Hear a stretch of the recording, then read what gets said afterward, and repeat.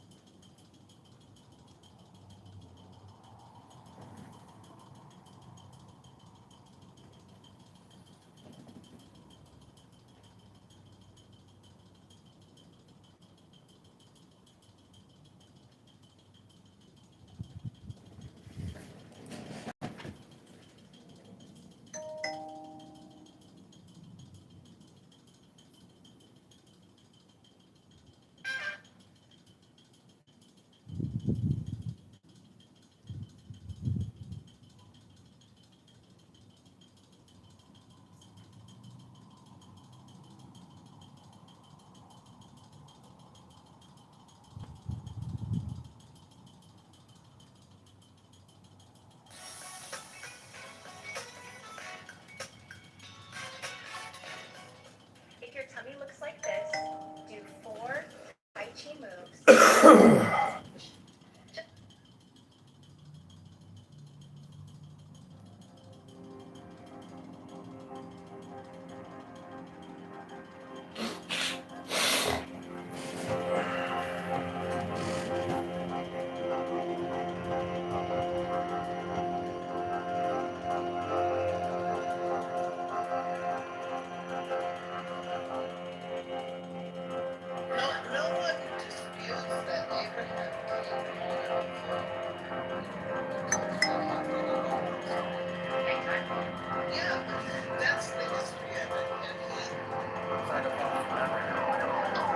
Said, can you start the book?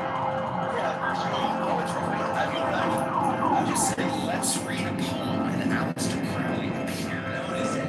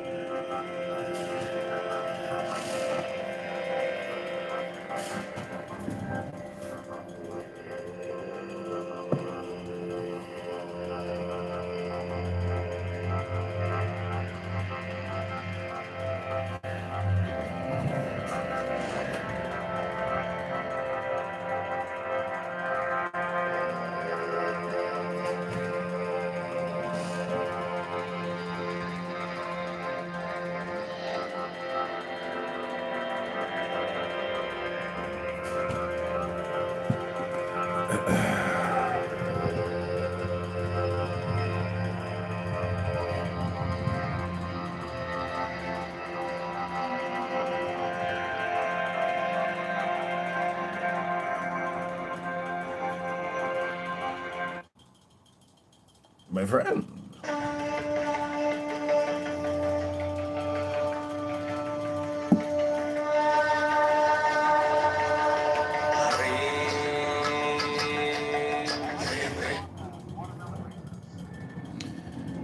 Watermelon Rambles is a good song. It's one of my hit songs of 2026. Yeah. Orange Lube. Don't forget the Orange Lube. Right. Lubin Orange. Lubin Orange. Anyway, did you see that they said, let's read a poem, and then you appeared out of nowhere? Yeah, then they boomed the room. And then they boomed the room before the poem could be read. Yeah. And then I opened a room that was called Let's Read a Poem. But of course, nobody joined the room. Oh, damn. Let's read a poem. You know why? Change the Because title of this room. you know why people don't want to attend your poem reading? Because I interrupt the poetry reading to make commentary, social commentary. Maybe, but really it's because people come here because they want to get high on the dopamine conversation. If they can't Right. speak, They don't want to read a boring poem. yeah, they want to get their short-term dopamine. That's it. That's the whole app is running off of that. Dope, dope, dope, dope, dope, dope, dope. Got to dope up. Otherwise, what's the reason of being here? Right. It's just obvious that, you know, it's. I heard Alan Watts say that Christians and other religious people, they get into these very intense religious debates, but what they're really doing is just doping up on these religious debates, and he doesn't do that because it's pointless. Did he say they're doping up? What did he say? Yeah, he said they're all getting high. He's like it's the same. Getting high. It's like a drug fiend. They come in to get the religious high, and that's what they're addicted to. But there's no point in that. It's I can't believe childish. how often people on this app for R words, I almost said the R word, but I don't want to mess up your stream here, but it's amazing how many people on this R word time wasting dope machine are talking about religion. Like, you'd think if these people cared more about religion, they would be living in a more holy way, where they would be thinking like, does Jesus or does Allah want me to sit on Clubhouse and waste time like this? If Allah is real, does Allah want you? Is Allah proud of you? Well, how do I'm we? proud of you right now. If we look at all the books, what are the extracts and the compressions of the top teachings or instructions? And if we knew that, and then we were to compare it to the behavior and the speech of the R words, you could easily deduce that none of these people actually understand the message, and they cannot comprehend and integrate the teaching into their personality. And that's, in my opinion, that's what people are trying to do, but they're failing miserably. And it's just evident in the way they communicate. Yeah, the Tanya is a perfect. Tanya talks all about that. The Tanya keeps talking about that. Yeah, and what is it called? The Benoni? The in-betweener. Mm-hmm. The Benoni. In between Yep. being an R word and being not an R word. See, cell phones are actually using the people. The people are not actually using their cell phones. They're being used. And so if you reverse it and you use the cell phone to communicate, intelligent discourse and wisdom, well, then you are using it and it is not using you. I just found out also that there's another election here for the Chicago School Board that I can actually, apply to. And so Monday, I'm gonna go file the nomination signature petition sheet downtown, and then I'm gonna start trying to get on the school board. Yeah. But you don't have any kids. It doesn't matter. It's a political election, and it's a non-paid political position. You don't even get paid to be on the school board, and they expect you to work 30 hours a month unpaid. But I'm gonna. The school board is definitely the way to start a political career, by the way. Yeah. A lot of people the school board, I don't know, I'm sure it is the same where you live in a much bigger city than me. But the school board here is like, it all goes down at the school board. Yeah. That's like where it's all happening. There's like screaming fights, like police, and like it all is going down at the school board. I only have till like May 29th to get the signatures, but what I can do is as I'm getting signatures for the school board, I can also get signatures for the mayoral candidacy. So That's my impetus is kill two birds with one stone. It's like, well, why not do it? Fuck it. That sounds good. Yep, that's my plan. Um, Well, speaking of our word, I am weaving a basket, which seems like, speaking of wasting time, I don't know what the use of time, what is the value what I don't of this? understand is like, why can't I watch a live stream of you weaving a basket? Why can't I see Yeah, your that's a shorts of great you point. making the Yeah. baskets? I know, that's a great point. Well, because I'm wasting time talking to you. I guess I Yeah, could but you could have a live separate. stream it You right have to now. get another I burner need a phone. separate phone. Yeah, you really need I 100. need to just nut up and get some more phones. So you told me, like, I don't need your help, but there are cheap smartphones. I just need a cheap smartphone that can do video and internet, right? Mm-hmm. That's it. And Let me text you the one that I think you should you get. sent me one like a year ago. And I remember thinking like, oh, I could do that, and then I just never did. But you're right. I could be live streaming and talking to you at the same time. Mm-hmm. And that's really probably what I want to do. It's not what you want to do. It's what you have to do. There is no fucking money in weaving baskets, but there is money in making basket weaving Live videos. streaming. You're right. You're right. I should be live streaming this. I should be live streaming now. Yep. I could be live streaming now. I'm already a third of the way through here. Let me show you the phone that I think you should get. It's only $119. Yeah, that's You cool. could get a cheaper one, which you could get the $39.99 version, which Right, is that's what I remember. yeah. You sent me something that was like 40 or 50 bucks. That was like very affordable. Yep. But what's the difference? Why would you recommend the higher price one? It's just a higher quality Better. phone, yeah. But you don't really need it. But you really do absolutely. I mean, just buy this one or buy the. Let me get you the other one.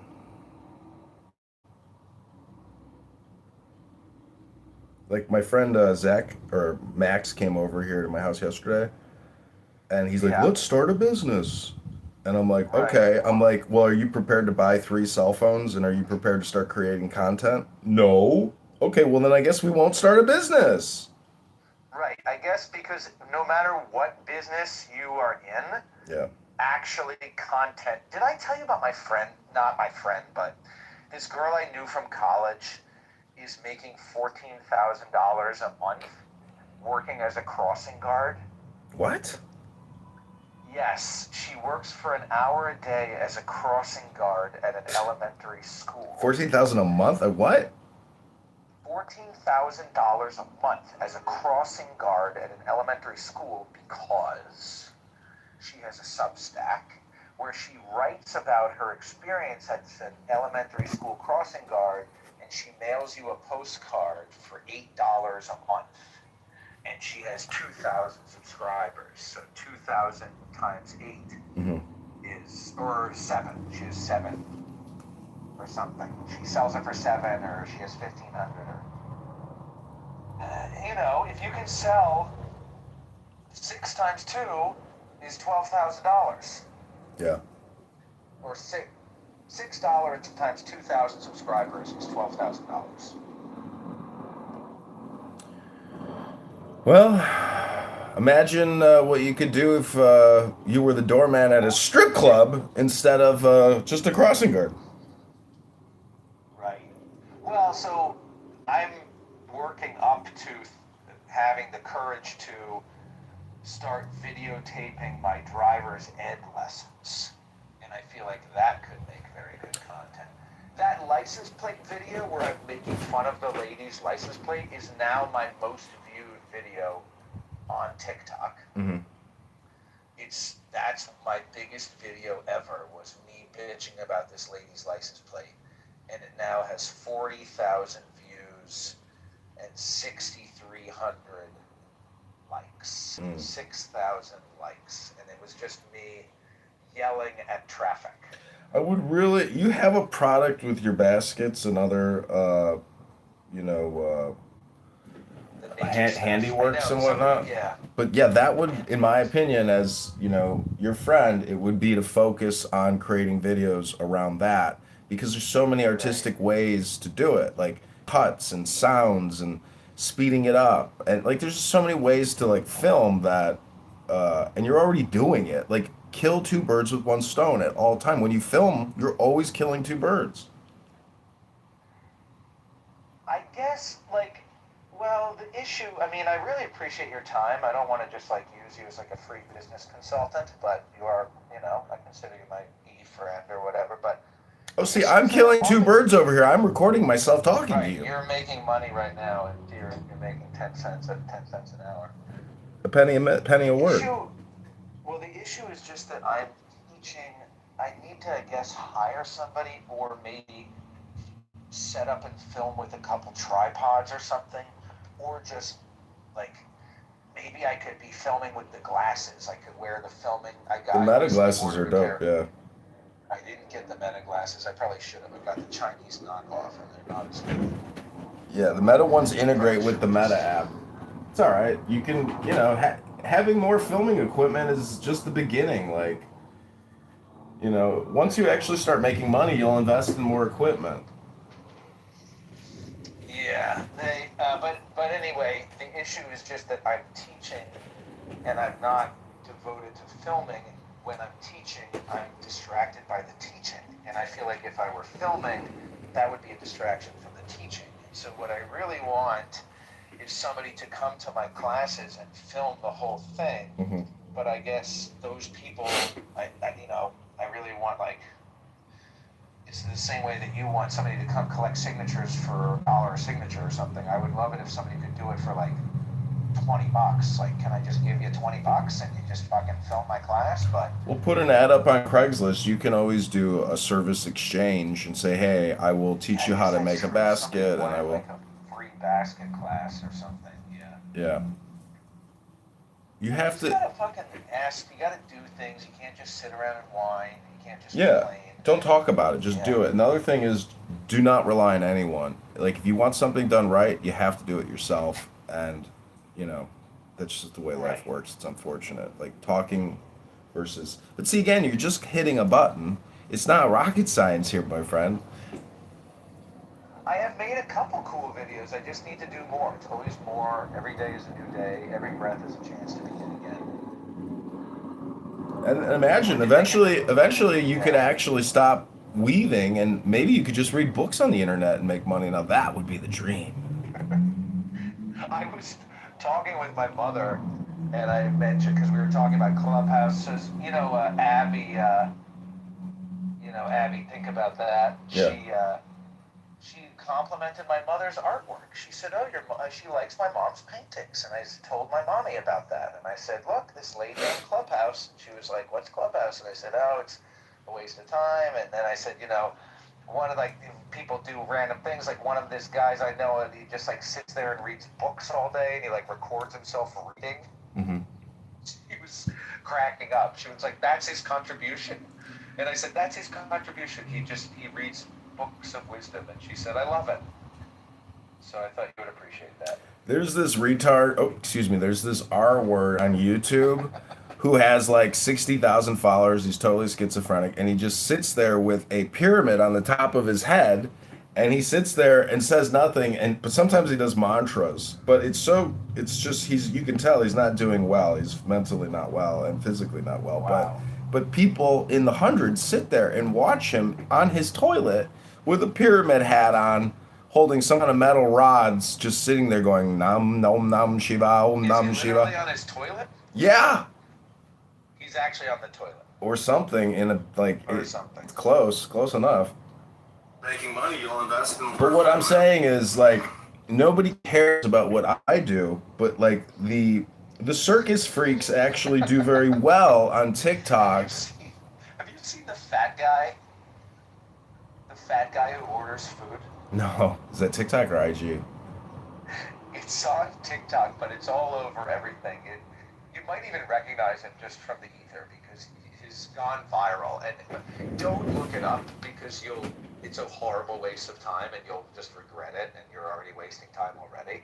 But just understand, he's a fat man, and he goes to fast food places and he places like ridiculous orders. Like he'll say, "Can I get a number 5 large?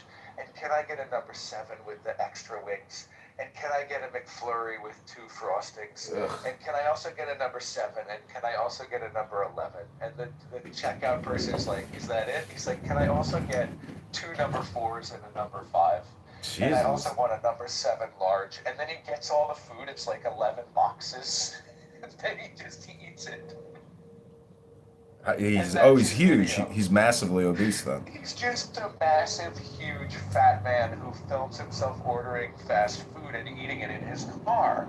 And you were like, "You should film yourself doing your basket weaving," and you were filming yourself like reading wisdom, like ancient wisdom, literal like wisdom of the ages, trying to like, I mean, whatever, you don't do your laundry or something, you have 60 pairs of underwear, but at least you are trying to bring wisdom into the world, versus this man who is simply getting 15 orders of Raisin Canes, and he's simply eating it in his car, and he's got, you know, more views than you. Like, it's just absurd. It's just an absurd reality that we live in. We just live in it's a wild world. Well, the thing to note is how the brain works in terms of consuming content, creating content, like you said, absurdity content. Because it's really like if you're watching somebody destroy themselves by eating all this fatty food, like you yourself are like in a way experiencing that person's experience, and so it creates all of this like brain chemical based off of that experience, that happening. And this is why pornography is the biggest content of all time. I mean, if you were to total up all the number of hours of porno consumption throughout history, it's obviously like one of the biggest forms of content ever created. And you have to ask, why is pornography so popular? And it's because it creates those pleasure chemicals in the brain and the curves. You're And like, oh man, what if I was doing that? see, for some people who have never actually had good sex in their lives, they can't even think about a memory of having a good sexual Right. experience, which is really a great tragedy. Like when I'm masturbating, it's I so think sad. about all of the beautiful women, that I've had Right, experiences you're like, with. remember that one? Yeah, and it's like I'm reliving the experience. Anyways, very grotesque conversation, but nonetheless, it's an important conversation about content and the stupidity that people like. For example, are you going to see the new Matt Damon film, The Odyssey? I didn't even hear about it. Is it actually the Odyssey, like Odysseus? Yeah. Oh, cool. I don't know. I mean, maybe. I don't know. I didn't hear about it, but probably not, but maybe. I don't know. Are you going to see it? No, absolutely not. Let me put it to you this way. If you think going to a theater to spend $20 to watch Matt Damon in a CGI film is like a good investment in your future, you are a sucker. If you create 10 1-minute basket weaving videos and put that shit up on Instagram or TikTok or YouTube, Right. now you've invested in yourself and not Right. Matt Damon. Right. Right. Okay. So, yeah. Okay. Good answer. That makes sense. Trick question there, got you. Right. I guess. Not really a trick question. Anyways, I'm just saying that we have to create for ourselves and we have to try to create high value content. That's all I'm saying. Yeah, I should get the other phone. I probably could. I mean, I could. That's you right, because I need to have multiple phones, because right now I only have one phone and I want to have some music going. Like, I would need to be filming probably with music in the background. And Do also AI using music. Clubhouse. Use your proprietary AI music on Suno and play your own music. Right. Everything is yours now. There's nothing that's No, but I'm saying protected. you need a multiple phones to do one with filming, one playing music, one is on Clubhouse, one is on TikTok. And you really, I mean, I hate to say it, but I think that I might be coming around to your way. It's inevitable. It wouldn't matter if I It's told. inevitable. It's inevitable. No matter how long you resist, everybody is eventually going to have 50 phones surrounding them at all times. And you're just an early adopter of the future way. The future is... Right now, this very surrounded moment, as by I talk 50 to you, phones. I have 25 phones pointed at me. if you were to do this, you would have. If you were in my house right now, sitting in Right. front of all these phones, you'd be like, I would just be sitting wow. next to you weaving a basket, right? Wow. But it would be more of it. Yes, you're right. I But need to see, do that. You're right. you don't have a YouTube. You might have a YouTube channel. I know you do. But anyways, what I'm saying is there's so much functionality that you're not experimenting with. Life is an experiment, and you have to conduct as many experiments as humanly possible. Otherwise, you're not a scientist. And so, on YouTube, there's the shorts. You can create a 15-second or a 3-minute short, and those get pushed through the algorithm to random people. And believe me, when you have a basket video with music, and people will watch it because it's a hypnotizing process. And so, Right. you have a great niche, my friend. And when you are successful, I expect to be complimented and possibly, if you make enough money, like possibly Right. flown out to Portland, to Right. go have a nice dinner with my friend. That's all I want, my friend. It's some fun. That's all anybody wants, my friend. Right.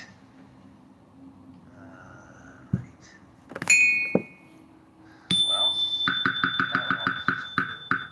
here we have Cheryl. Do you know who Cheryl is? Doesn't really matter. If they don't raise their hand, I could care less. Pastor Cheryl. It's not true. I'm not saying I don't care less. But the truth is, I created this room to listen to mantras and to maybe read a book. A book. Oh, Aurora is here. Aurora Metanoia.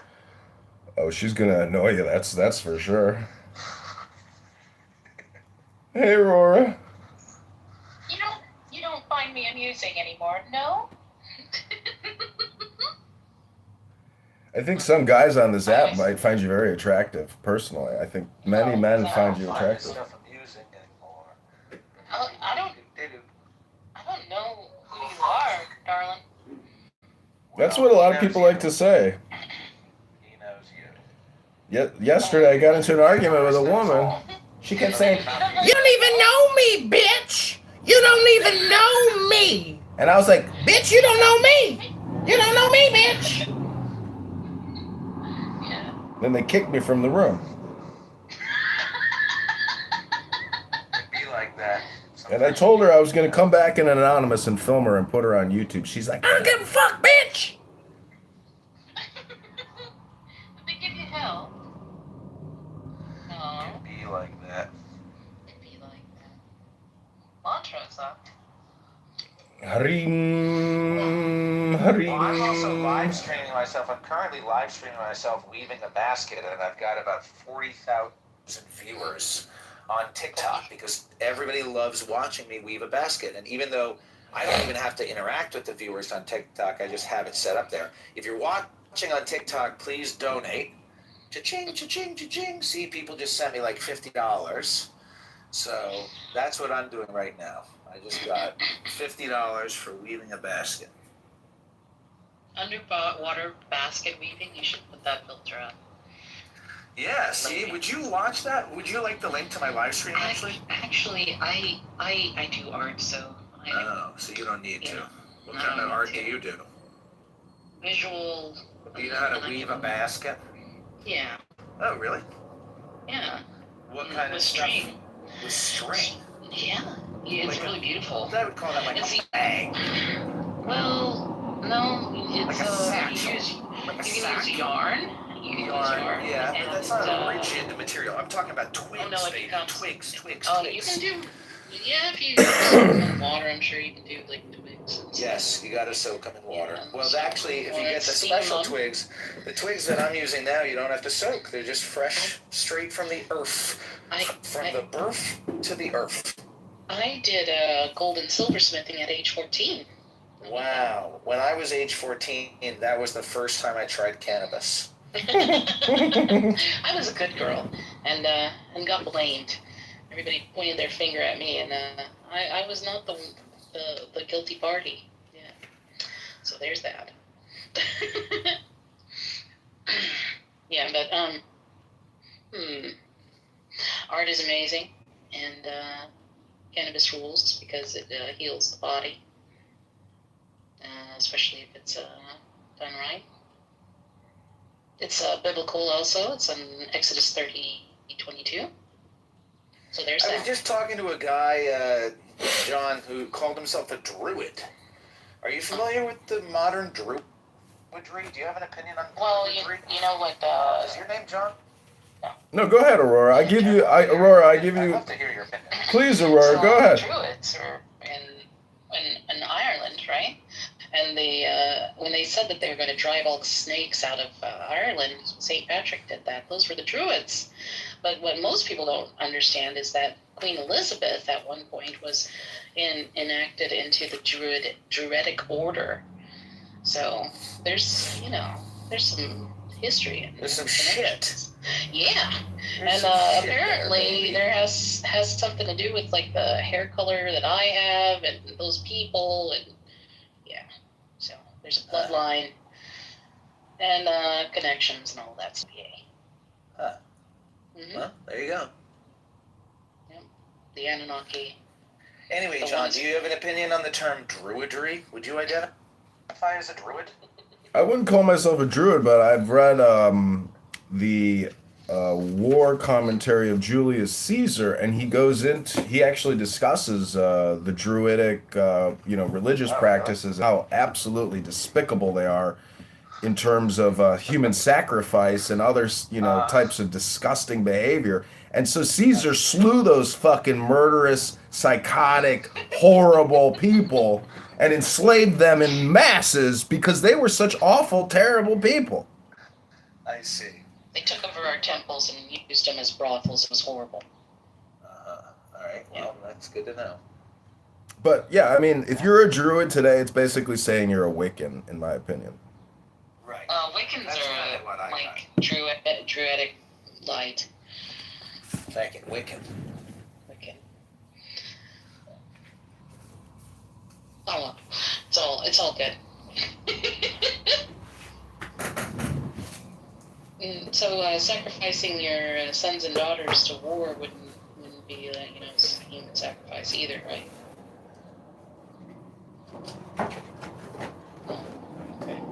I don't know, but I should definitely be live streaming this. Aurora, What am I gonna do? I should just order the phone now, probably. I'll just look at the phone. Aurora, Actually, like John. Aurora, what was your name on here before? I can't remember. Oh, you were darn. I know, after you tell me I will. You're not supposed to say unless I say, okay, Death Hippie. Oh, Death Death Hippie, Hippie that's was right. my name. Yeah. Didn't I get you to change your name from Death Hippie to something more Yeah, sure. positive? Yeah, this one. Oh, Aurora is the positive version Wait, of the so Death do I Hippie? need a phone plan? Or, yeah, probably. Yeah, What it's is a just track phone? when you get the phone, you go to trackphone.com and you purchase the $15 1 month plan. You don't hit the renewal for the subscription, and you won't be charged after the 30-day period.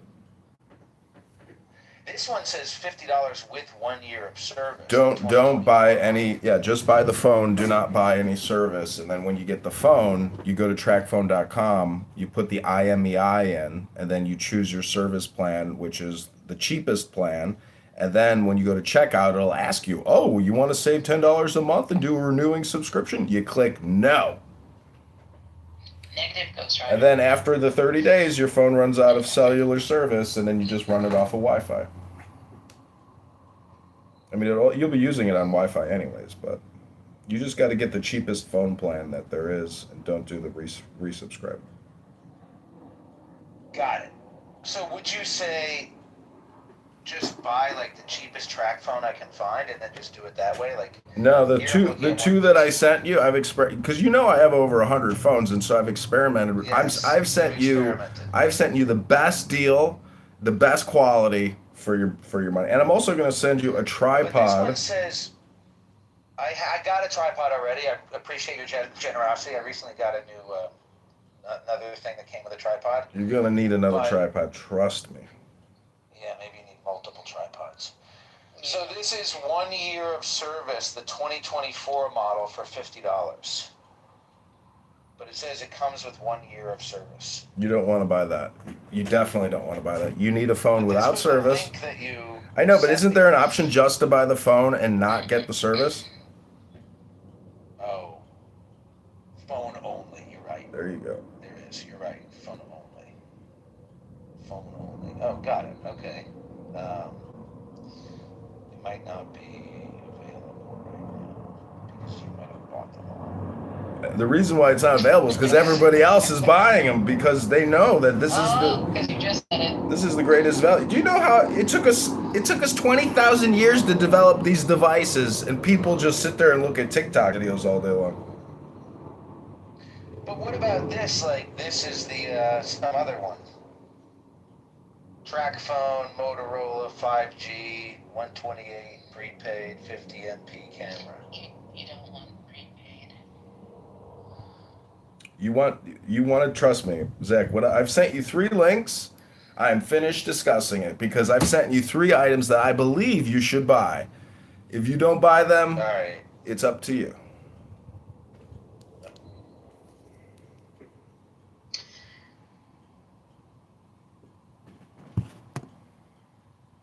And if you want, I can send you a picture of what my office looks right now so you can confirm.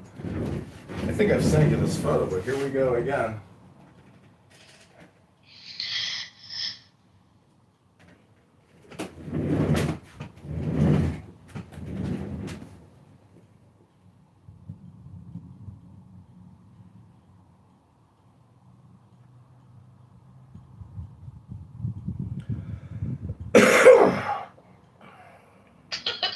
The level of ouch. I got your number too, right, Aurora? Send me a text. Yeah. Send me a text message, and I'll send you the links in the photo that I sent my friend here. Okay, I'm gonna go refill my coffee, and then we will begin the show. We are discussing and performing mantras, reading poetry, which, in my opinion, is a form of meditation, which is also art, and it's fun. And then we will practice silence.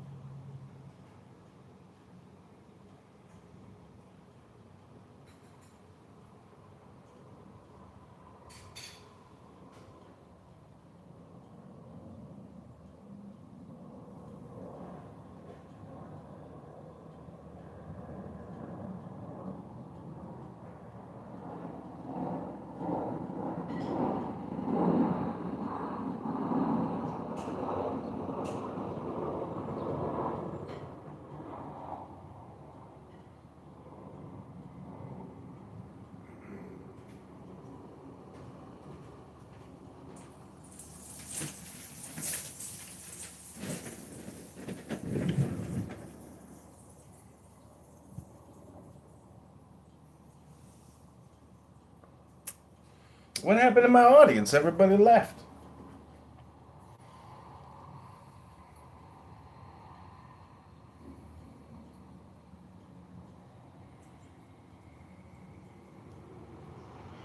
And got blamed. Everybody pointed their finger at me, and I was not the guilty party. Yeah. So there's that. Yeah, but art is amazing.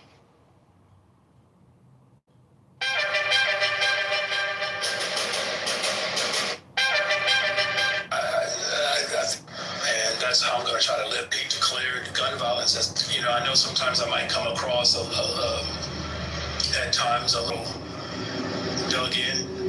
It's because I know when these issues are unaddressed and families do not have the support that they need, it causes, you know, Family support service provider. At times a little dug in.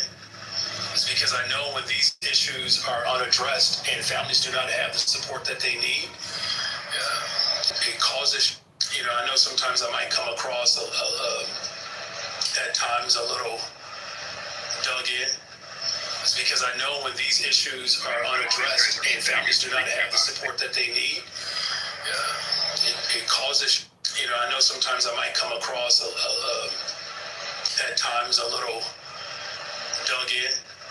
It's because I know when these issues are unaddressed and families do not have the support that they need, it causes, you know, I know sometimes I might come across, and again, working with them over the course of my political career, it's been a true joy, and I'm deeply saddened, and I'm experiencing a... Is it nervous? Yeah, look, first of all,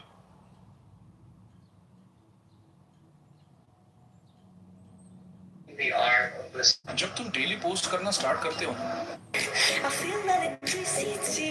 Nike is looking. Isn't it funny how people call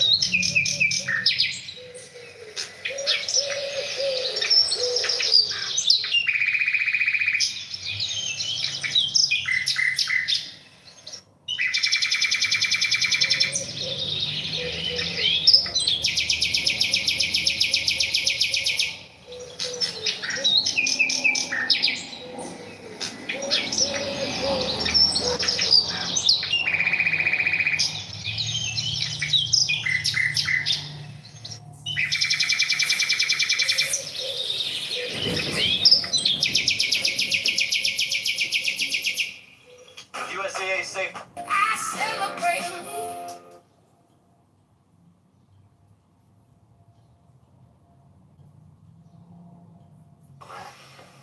This is your NLP, Are you sober? ASMR, hypnosis. Are you sober, John? To defeat Darren LaHood. An appeal to the American Republic. And men I am the who universe. come behind us yet unborn, no dimly guess that down the brook of time, shall celebrate the brave undying morn, when the free nations put aside their scorn.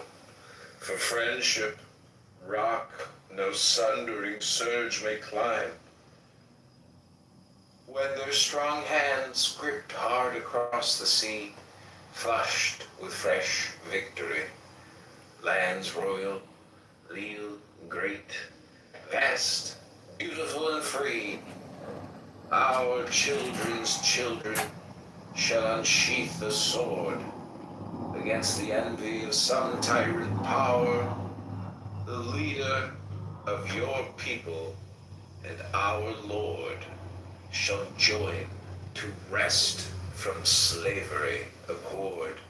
Some other race, a fair storm ruined flower, oh fair republic, lover and sweet friend, your loyal hand extend, let freedom, peace, and faith grow stronger to the end. O child of freedom, thou art very fair, thou hast white roses on thy eager breast, the scent of all the South is in thy hair, thy lips are fragrant with the blossoms rare, blown under sea waves when the white wings rest. Come to our warrior breast, where victory sits passionate and free.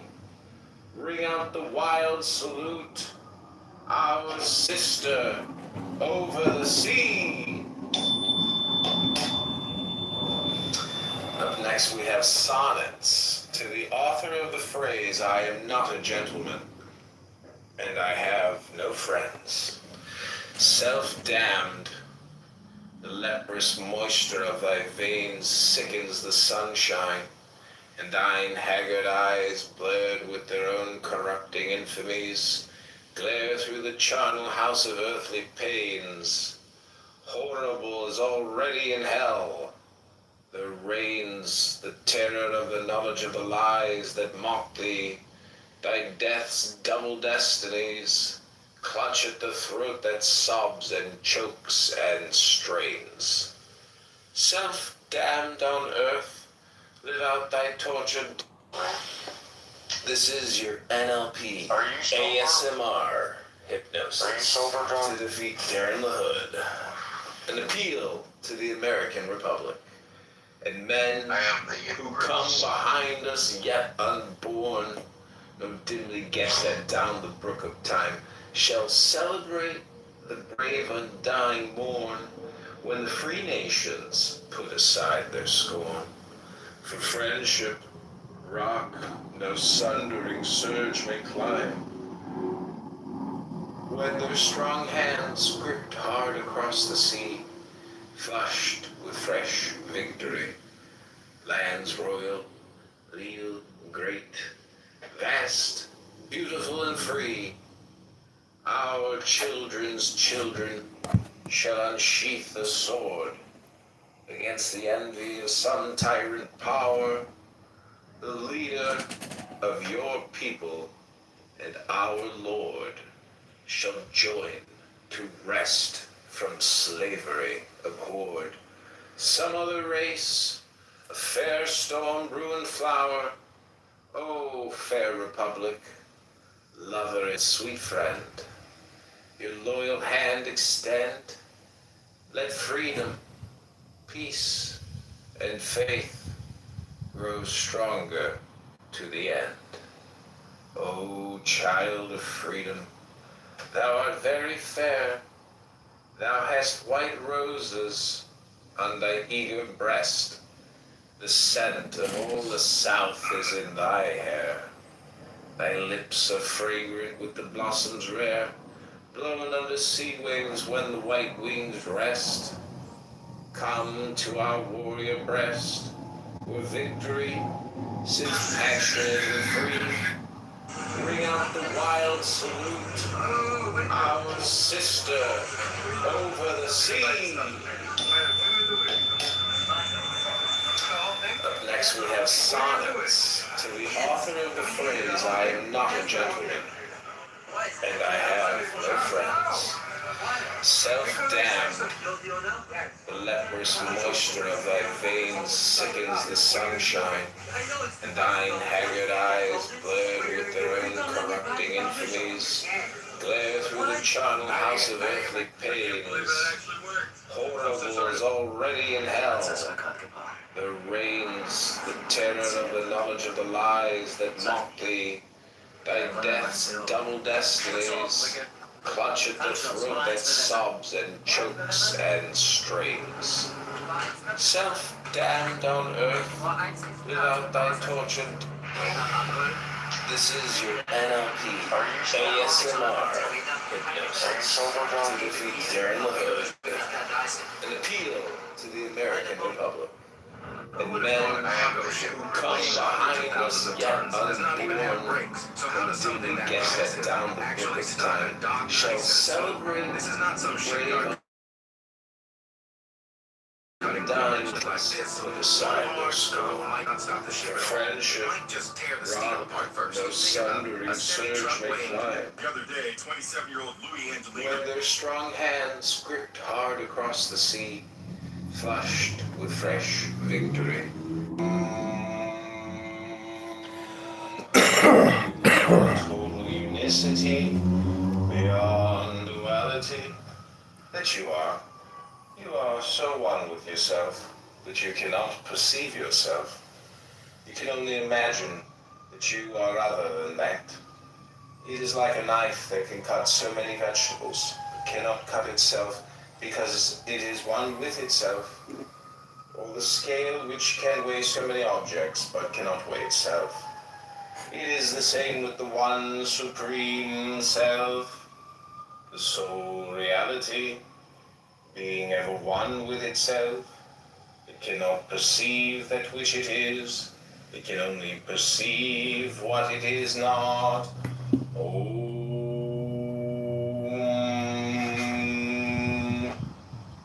Others may talk of the way of the Buddhas as something to be reached by various pious practices and by sutra study. It must have nothing to do with such ideas. The perception sun is blinking, and subject and object are one, will lead to a deeply mysterious, wordless understanding. And by this understanding, you will wake to the truth of Zen.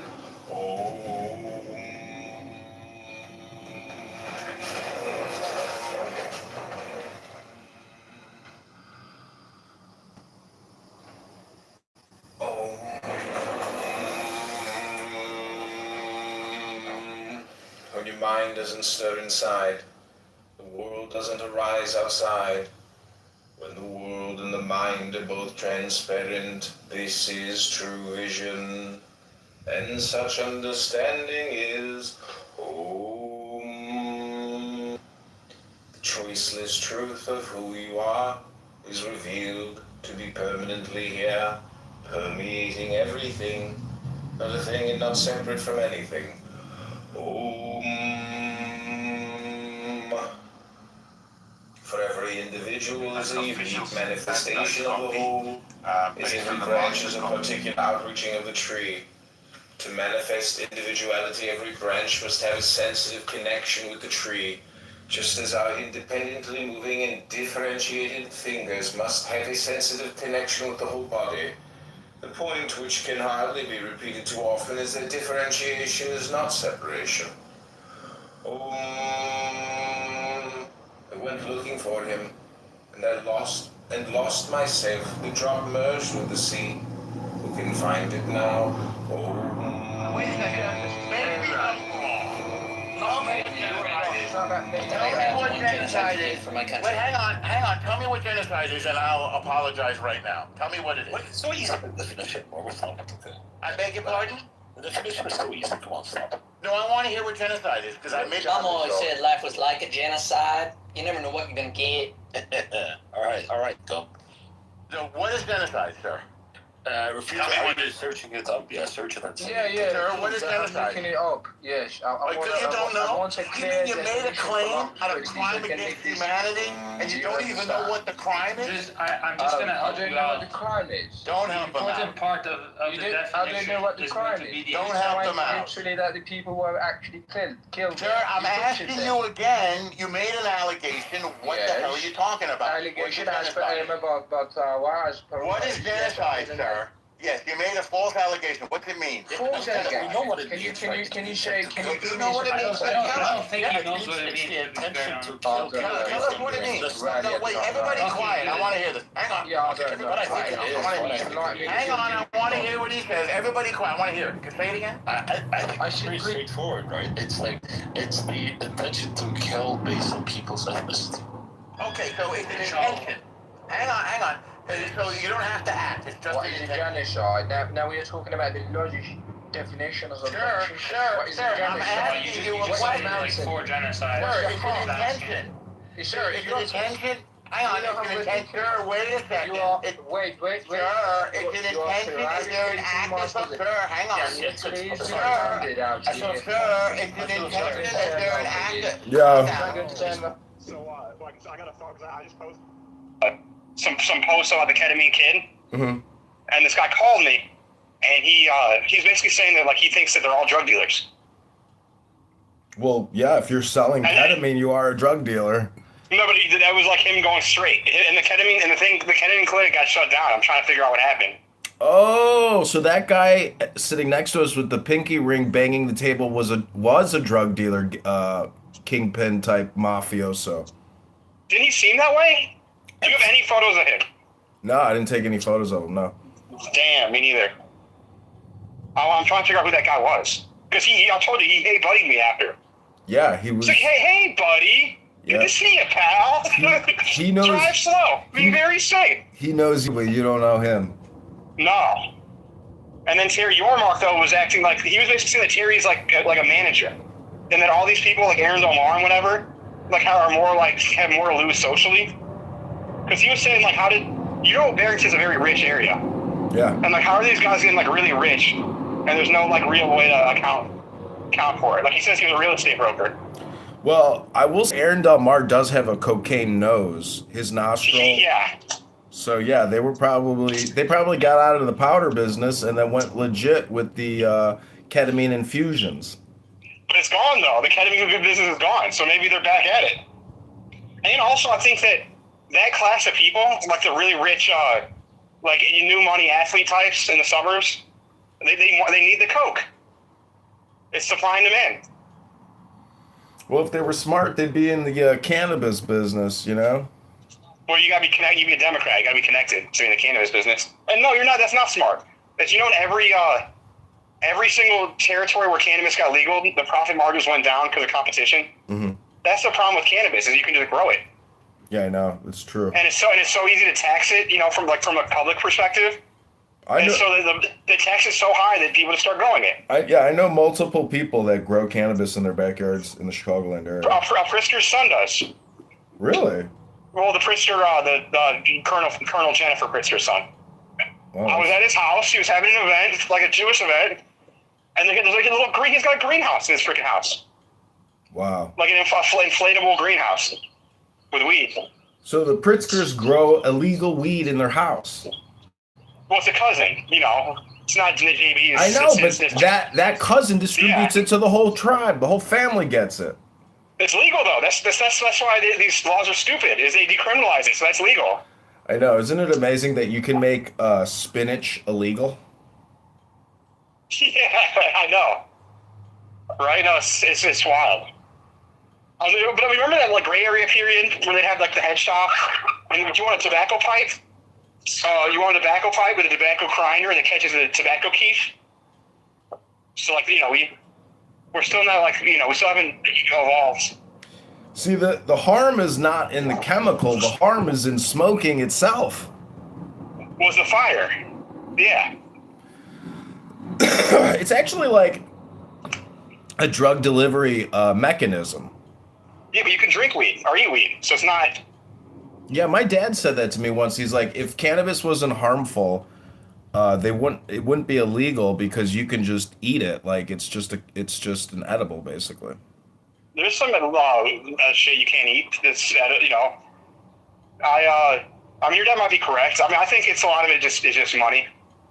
It is money, and that's the thing. You know, listen, all taxation is theft, and the government, the bigger the government, the bigger the problems. The smaller the government, the smaller the problems, and the smaller the government, the bigger the economy. They are the government is a parasite organization by nature, just by nature. And so that's why if you don't have the most astute management, they become huge parasites, and everybody ends up working for a massive parasitic organization. Brandon Johnson says over and over that he is basically a family service provider. He says that. He says that straight up. He says it straight up. That's not what the government is supposed to be. The government. No, it's not. So, anyways, he thinks he's a Genovese family. These people are communist, socialist parasites. That's what it is. That's what we're dealing with. But I'm on an investigation. I need to figure out who the kingpin was. Because that guy, you weren't there for that when I went upstairs. When he hey buddied me, that was spooky. That was like, I'm gonna fucking kill you. Like, hey buddy, good to see you, pal. So he sat there, though. We sat next to him for like an hour. Didn't say a word. He was just watching. We were all just watching the game, but he. I knew. Asked about us. You saw that? He asked if we paid the check. I didn't hear him say that, but I figured that he knew that we were there, and we knew that he was there for the same thing, but we just didn't know his association. You know, I think that I was knowingly trolling him. Like we were having funny conversations on purpose. But I think he was. I think he might have just been there to listen because he was probably said like, "Hey, see if they're coming up, text me." See, the ketamine kid reported to him. Exactly. Like, as if that guy was controlling the situation upstairs. Well, Lewin says that the ketamine kid is a manager, and the ketamine kid isn't the boss. So that actually makes sense. Right. And he did. I thought that guy was the owner of Moretti's. Because he wore a fucking jacket. See, looks can be very deceiving, meaning that guy and demeanor, because he looked like he was scanning the room. I thought it was more just like counting my money. How's business going? We moving things along? No, I knew. Table 4. No, you're right. I assumed he was there for the same reason we were. I didn't think that I knew he didn't work there. I know he has nothing to do with the place other than he was there for the GOP event. No, I misheard you because I thought you pointed him out as the guy that worked there. No. The guy that worked there was the guy, another guy behind the bar who he didn't say anything. I thought you were talking to him because they just acted like they worked there. And that other guy looked like a town. He looked like the scumbag friend of the owner. No. Those guys. Did you see that guy? That guy seemed like he looked like the goon. That was the muscle.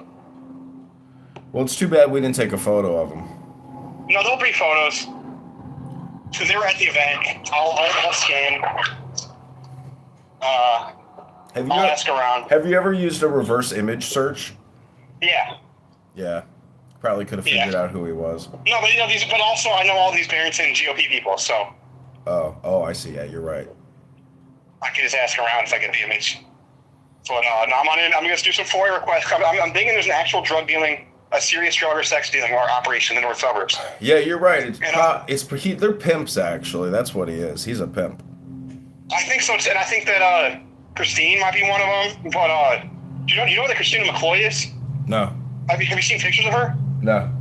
She's like objectively probably one of the most attractive women in the Illinois GOP. I'm just saying. I'm not saying I got to cross her or anything like that, because that's a very low bar. But she's like a blonde former Bulls cheerleader, and is like it pretends to be the biggest MAGA activist ever, but is best friends with DeVore and Aaron Del Mar. She was supposed to be Aaron Del Mar's running mate.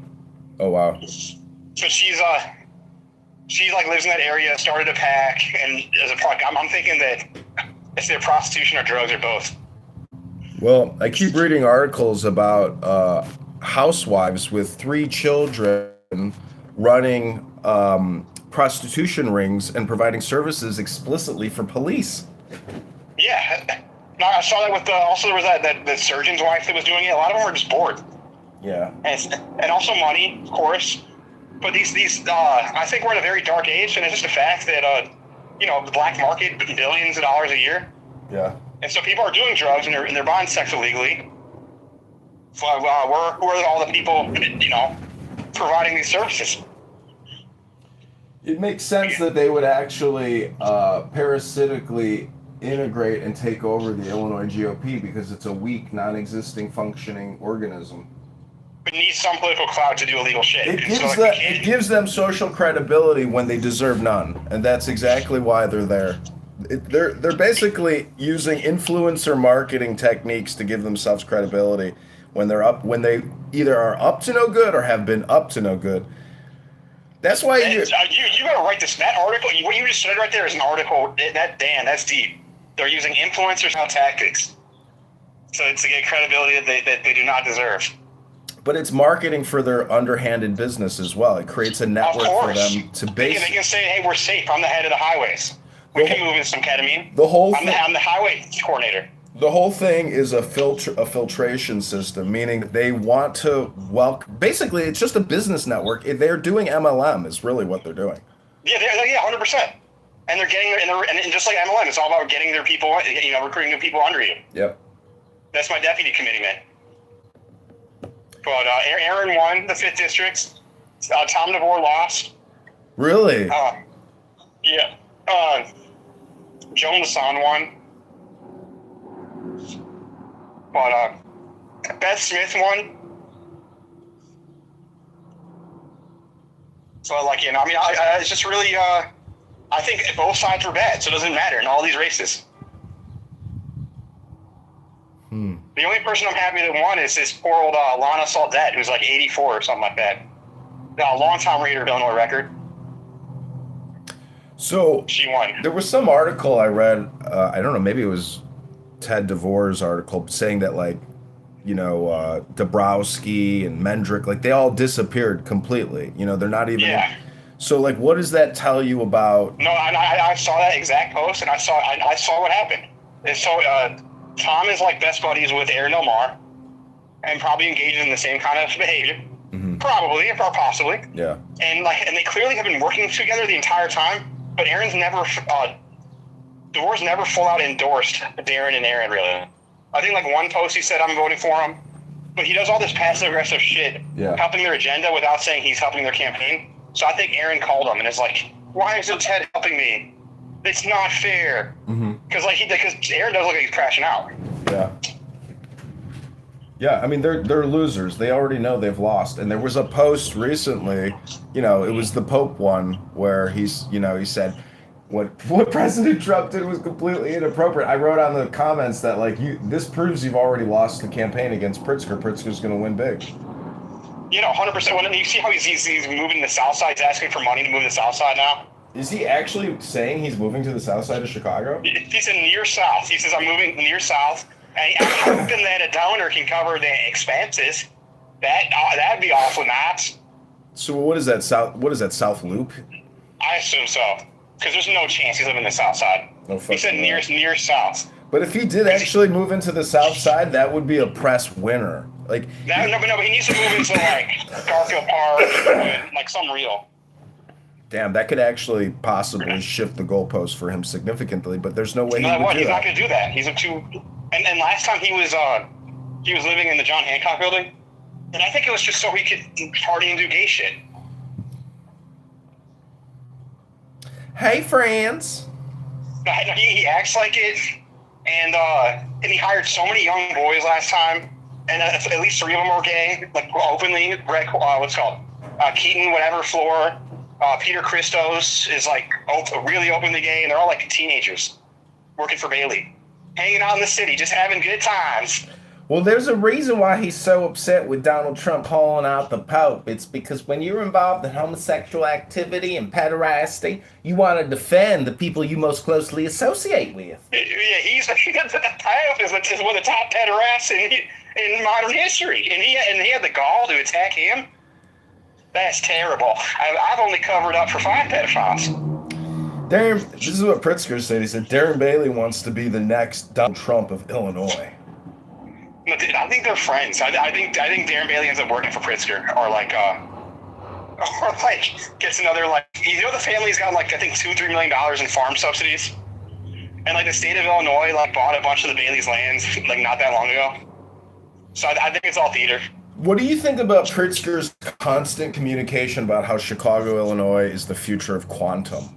That to me is basically propaganda spam. It doesn't really mean anything. And his 1871 ventures, the Pritzker Venture Capital Group, I was a big part of that joke. Well, what I'm saying is they are acting as an advisory to bring in billions of other investors in this quantum campus that he has put together. But really, the whole thing is one giant fucking scheme and scam. This is what Brandon Johnson does: is when he takes out a $1.3 billion loan, he calls it an investment. That's not what an investment is. That's called taking out a loan and then reascribing that loan to taxpayers. We're investing in this, investing in kids, we're investing in this. So it's all investments. I'm just saying that the communication scam covers up the real fraud, and we all accept their propaganda communication as being legitimate when it's actually totally covering up real fraud. Because we have control opposition that the Baileys that attack them on the gayest retarded shit. Yeah. It says our voices, our defenders are Darren Bailey and Tom DeVore, and it's controlled opposition, and they don't attack the linguistics. Exactly. They accept it as an investment, and they said we shouldn't take out a loan and invest in something else. It's the same shit. Republicans they're not for small government. All these assholes, I even told Aaron, I'm why are you, if you guys are anti-small government, I'm sorry. That's an illegal motorcycle, dickhead. Wow. That's a joke. That's a 50cc. That's not even street legal. Whatever. So the after action ready review, in my opinion, from last night's event was, if we could have gotten individuals on camera to do an interview with our news agency, that would have been a huge win for us, because anything they say, the opposite is also true. So that's what we have to do in the future is, in my opinion, convince them to give us interviews, because they probably wouldn't give us interviews, by just approaching them. We need a third person that they don't know is associated with us. No, they still might talk to us. Yeah, they might. They still might talk to us. They're all so goofy. Did you see Ed wearing his Julie Cho t-shirt? No, I didn't see that. What? Oh, their messaging is so ridiculous. He was with him and his girlfriend. Okay. I'm about to get arrested for smacking this bullshit motorcycle. This guy made a fucking homemade motorcycle. What a joke. Try to stay focused here. No, I'm sorry. No, that's a lot. Yeah. Ignore your environment as long as you're not being attacked or falling downstairs. No, he's in front. That's what I'm saying. I gotta be vigilant if he tries to pull some shit. But because he's just doing loops. Yeah. I have to be vigilant in case he tries to pull. But okay, well, we were talking about shit. You're right. You were talking about what was the last thing you said? About getting interviews with Cook County GOP members. Yeah. Oh yes, that's how Ed's shirt. Is the messaging on their shirt? He's really mad that Julie Cho exposed him as a Holocaust denier, and so he wants to get rid of Julie Cho, not apologize for being a Holocaust denier. And so he was wearing a T-shirt saying Jussie Cho must go, calling her Jussie Smollett. Wow. And I'm that's so goofy. You have no self-awareness. I don't even like Julie Cho. Well, they don't understand how to use language. They every time they try to coin shit, it never works. We need to own these people, meaning that over enough time, we will have built up a library enough to where anything that they post, we can just dig into our library and provide a video of them making a fool of themselves. Mission accepted. That's accepted. Really, we need to get these people on video talking. Yeah, I know. Well, they're already on video, so we can just take the stuff they've already posted.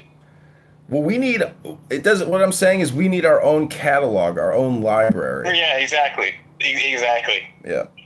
Jefferson Park News. Yep. Here, I gotta get going though. It's about to be raining. Okay, take care. And my phone. Peace.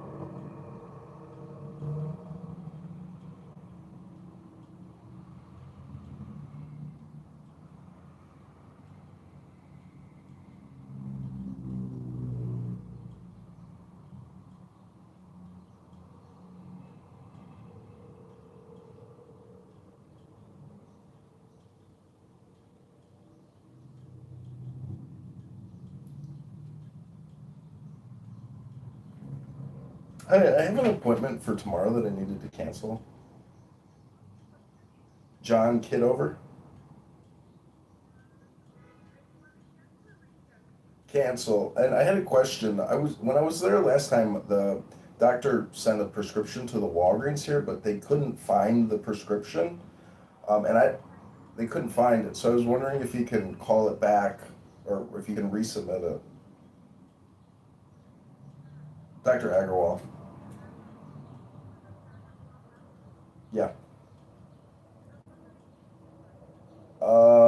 It was like an antidepressant. I can't remember the name of it. Maybe.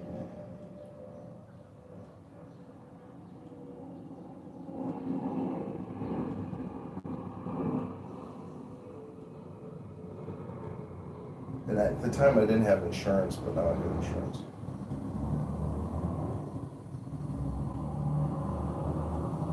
Was it Vrayla or? I can't remember what it was called. I have the paperwork actually, but I have to go through my paperwork to find it. I can call you back.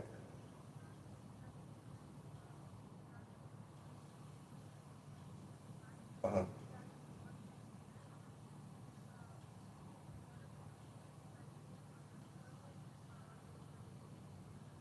Mhm.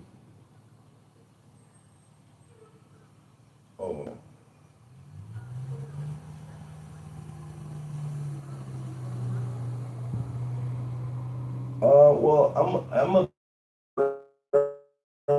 so I'm actually going to see if I can just get a script. So I can call you. I can call you back. Yeah.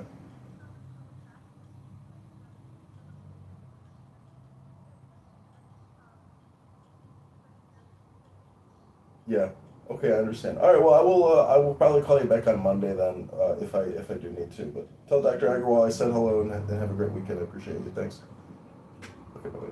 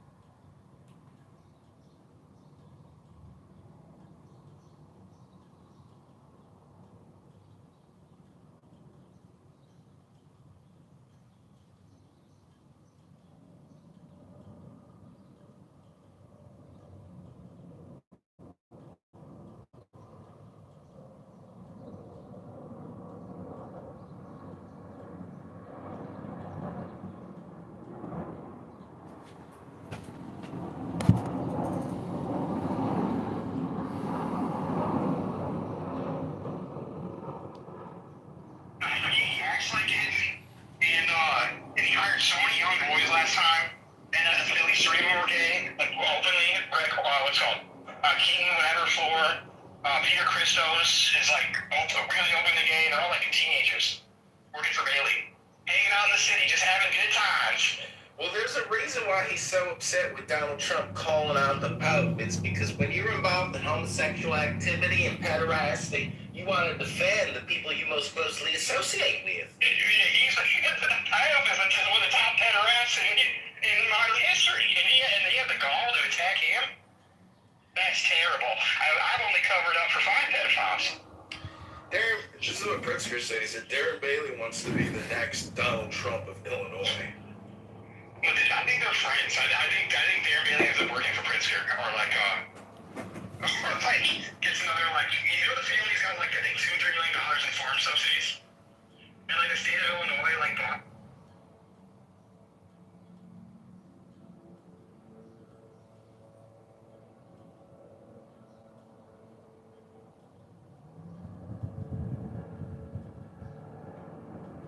All the arts and wisdom of the Egyptians, as he was skillful in execution.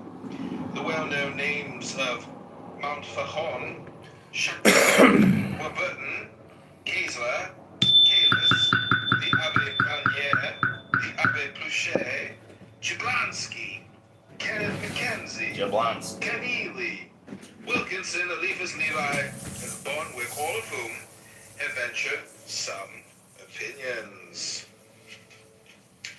Are sufficient proof of the worldwide interest that this Mensa Isaiaca has aroused. Many years have now passed away since the author made a labor of love of the drawing of the tablet from which the photogravure in this volume was taken, and his drawing being finished, his work seemed incomplete until he had supplied as its companion an explanatory treatise. However scanty and imperfect it may be deemed, he begs the indulgence of many a learned reader for its shortcomings, and if he has apparently undervalued the opinions of the modern school of scientific Egyptology, it is only because of his conviction that the tablet is essentially an esoteric character, therefore insusceptible of ordinary methods of interpretation. The photogravure, provided with this little volume, 10 inches by 8 inches, is of course much smaller than the original, which is approximately 50 inches in length, 30 inches in breadth. So far as can be ascertained, the tablet has not been engraved or printed in its entirety since 1719, when it was published in France by Mount Faucon, and it has never been printed in England.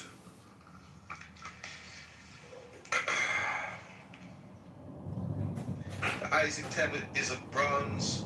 The designs are inlaid upon its upper surface and are composed partly of silver and partly of a dark-colored enamel, which is somewhat the tint of steel in the yellow work. Some portions of the silver ornamentation are missing. Perhaps they've been removed by force for their intrinsic value during the turbulent Middle Ages, although it is possible they may have become loosened and lost by accidental violence. Around the whole, the tablet is a border of small designs, or limbus, as Kircher called it, and each corner is a many-petaled rose-like flower. These divide the limbus into 4 portions, 2 vertical, a right and left, and superior and inferior portions. Within this order, there are 3 principal horizontal divisions. The upper and lower regions are of equal depth. The central region is deeper and is further subdivided. I'm going to send you a picture of this so you can look it up and enjoy.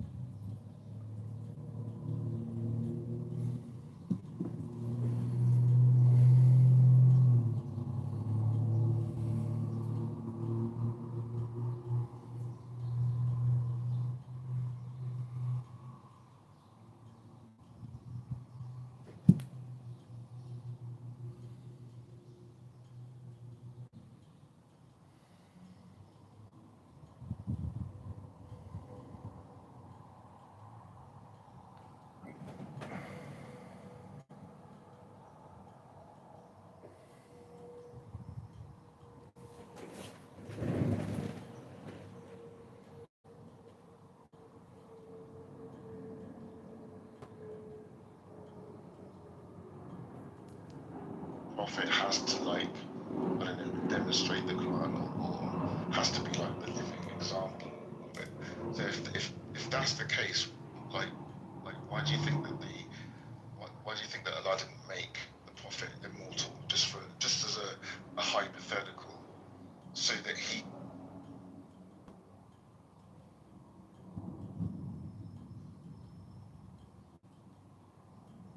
to the Four Noble Truths that I start with from the Buddha teaching. Well, I didn't hear you bring up the Four Noble Truths.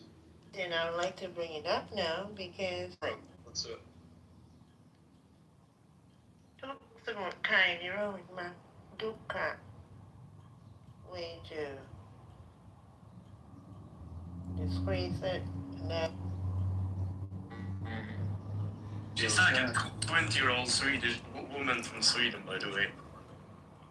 Sam, What's up?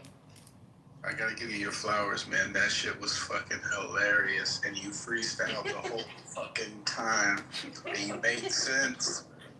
Delivery, 9 out of 10.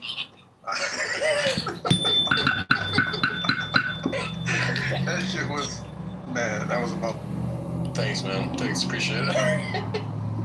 I love how they didn't mute you, but they just entered the room. I was unmutable. I was too powerful. Yeah. That's what you call a mic drop. It is me learning to freestyle. I never thought that it would be useful on Clubhouse, but here we are. You know, it's just very useful. I like the idea of screaming out, "You can't mute me, you're gonna have to shut this damn room down." Hello, Beef. This is Alistair. I'm requesting 60 seconds to read from a philosophy book. Sure, go for it. Okay, this comes from Native American Wisdom. This is from Black Hawk Sock. Oh, no. Black Hawk down. Oh, no. Not again. Bye.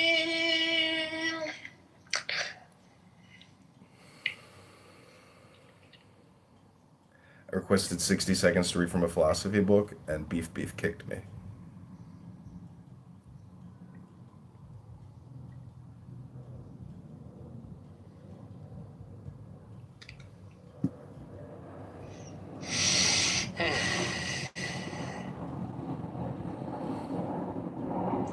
I seen Timothy popping for a second today, which was interesting. He's back. Damn it. I talked to Sasha. Sasha says she's off Discord and the app, and off, which is, I guess, I mean, probably means her life is going better, but Maybe they got reported a whole bunch of times for saying like, some crazy shit. yeah. Galilean, come up. I need affirmation. Come up, Galilean.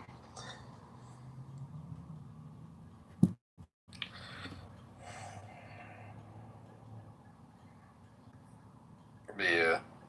It's so sad. Like, I mean, if I just never talk to Sasha and Timothy again, it would be very weird for me psychologically to be like, oh, I spent a year getting to know these people, and then I just never speak to them again. But I guess that is life sometimes, you know? Can't totally control that. Happens a lot in these spaces. Yeah. Yeah, I wish it didn't. I think there should be some sort of like rule that like if you've gotten to know someone for over a year, you should have some like good reason if you completely just cut off contact, you know, like you just fucking go. I don't know. Sometimes it's a revolving door, so that doesn't surprise me. Yeah. They'll be back. Will they? I don't know. I don't know if they will be. They might not be. Yeah. What's up, Not everybody comes back. Can we all I agree remember that Chris guy do well and left. Oh, you want to agree that Chris guy sucks, bros? Like Chris is a horrible mod. Well, he was mod abusing you. I don't think Chris was that bad in general, but yeah, he was he was misusing you that day. Yeah, black on black crime. I think Andrew is garbage these days. Like, He's a subhuman, bro. Andrew's actually not a human being.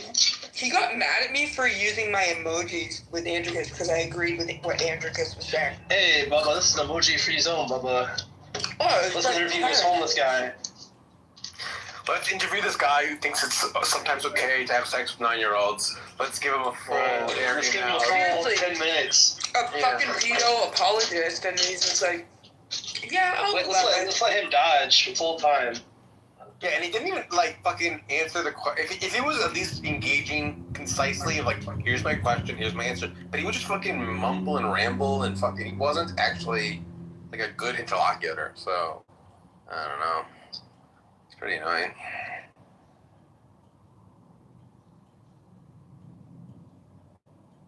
Hey, like, you missed my conquest of El Normo. I wish you had seen it. You would have been proud. Yeah. What'd you do? Throw a penny off a cliff. Oh, that's good. That's actually a good joke.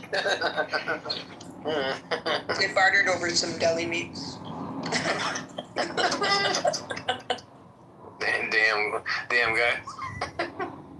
But I disagree with your take on this guy that was talking about Aisha and the marriage actually yesterday, because if this was on fringe view, that's fine. But if people, like 1.8 billion people believe in this, maybe not everyone believes in this, but quite a lot of people believe in this, so they will defend it. So in that sense, I think it's actually quite interesting to hear how they are trying to rationalize this irrational belief. But yeah, I get you. But if it was if some other topic or some other case, I would agree. Well, I don't think it's about the pedophilia. It's like it's the way he engaged was non-substantive and rambly. And like, I don't know why Andrew lops it up. Like, you hear some homeless guy talk about the moon and the stars being correlated with like astrology, and Andrew like comes his pants and lets him go on for an hour. It's like insanity. I think Andrew is quite an interesting person because he seems to really like. I mean, he likes these intellectual conversations, but he also seems to like the crazy people on Clubhouse too. So he likes the entertainment and the interesting thing about me is like, well, I think about him is that like he's been in this community for so long and he can barely recite any argumentation that people presented to him. He's just supposed to be absorbing all this intellectual knowledge, but he doesn't apply it or use it like at all and doesn't remember it. Like, so it really begs the question what his motivation is for doing these things. You know, it's like, is it like a Jerry Springer thing more so than an academic thing? I like Jerry Springer. Yeah, but in this case, like, he's the host that's like freaking out half the time. Like, he's been spurting out like and rage quitting a lot. I think modeling him as Jerry Springer is not very plausible, to be honest. Like, he is a Jerry Springer type. Like, we should all. Well, I think he's less intentional than Jerry Springer, right? Like, clearly. So he's like an unintentional Jerry Springer? Like, like an accidental, he stumbles in and then the people aren't the father or something. So you see him as a kind of a Jerry Springer savant. I think that's like the best life of Andrew is like a talk show where various homeless people and other people come out and like the crowd. And he would just love that job. You can do that. You can make that into a podcast. Yeah, but he'd also be like a host that he like digs up like, you know, dead. He digs up dead serial killers and like Hitler and shit, interviews them, brings them back to life with a seance, and has a whole hour interview. That's Andrew's peak life. Hey, Bubba, why'd you rape and murder all those kids? Here's your floor.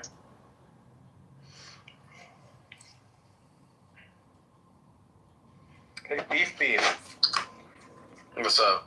I just had a question about philosophy. Have you ever crossed Dawood? He's a Muslim. Yeah. I debated him. I had a formal debate with him. What is up with that guy, dude? Like, I just don't get it. Because he's all about John Rawls. He like wants to make Islam seem like super reasonable. So he wants to like kind of like, you know, French it up with some philosophy, but also he doesn't want to get rid of Islam. So the most that he'll ever, what he'll do is he'll make a bunch of scathing criticisms of Islam, and he'll like try to find some philosophical jargon or some like sort of like maneuver for why it's not as bad as it sounds. Not that Islam is good, but it's not as bad as you're making it sound, which is like not really a defense of it. And he just loves doing that for some reason. He's like very motivated to do that. Yeah, I've tried to be cool with him, and approach things sincerely and directly, and he's just so long-winded and freaking slimy that I just gave up on that approach, and now he's just a big wuss ball. So I don't know, bugs me. Have anyone heard Dawood's defense of Aisha's marriage to Muhammad? What's that? He was doing that. He was just doing that in a room right now, and he was gonna boob me, so I left before he kicked me from the audience. Basically, what he does is he's saying that there are all these requirements in the Quran for marriage, and because they are there, and I mean, from his view, it comes from God, and therefore, he pushes what you call it again when you reverse the burden of proof. Yeah, that's what it's called. So he says that because of all these things and all these requirements in Islam, therefore the burden is on you to show that Aisha wasn't actually, she was actually not an adult. So now you have to prove that she wasn't an adult. It's crazy. Yeah, but he also prefaces everything and frames it because he'll just say, because in Islam, according to Islam, right? So like, it's just these people, man. I'm almost just ready to just shut up and just remain silent most of the time. I think That'd be cool. Yeah. I know. For some of you, for sure.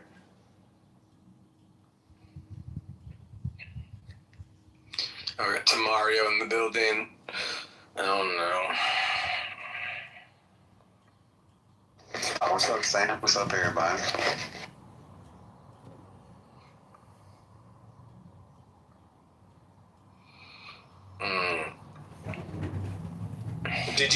Did you explain what happened with Normo? Or did we get sidetracked from that explanation? Oh, did you hear that? I heard you say that you owned him or something, or you dismantled him. Well, what happened was he kept trying to interrupt Neil Patel or whatever that guy's name is, and wouldn't let him speak. So then I started just freestyle rapping, and I just wouldn't stop freestyle rapping. And it can be very annoying to people because I'm like louder than them, because I have like a whole beat going on, and I'm rhyming. It's very hard for them to like pay attention because I'm like literally playing a beat and freestyling, So. And they kept talking about how he's old and he's gonna die soon, which it's never fun to hear. Yeah, but you should just not do that. If I ask someone a question, you shouldn't interrupt them.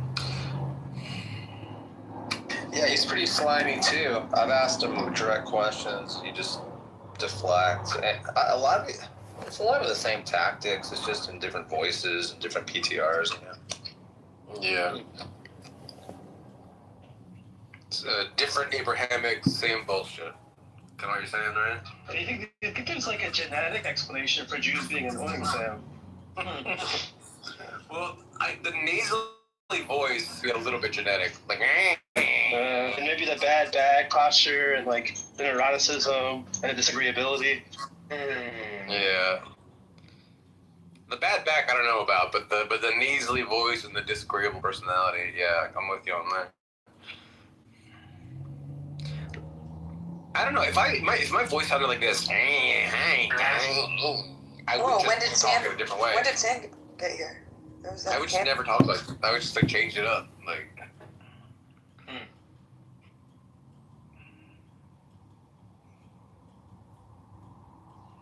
You sound like Nick Kroll. Mark could sit in the middle of your phone and type in chat or something. Mark can't chat Mark is kind of here, but he's not really here. So that's a true contradiction. He can hear us, but he can't really interact with us. That's kind of how it is. So he's like a ghost. Yeah. That's cool. Ghost rules apply. He's a ghost. Beware.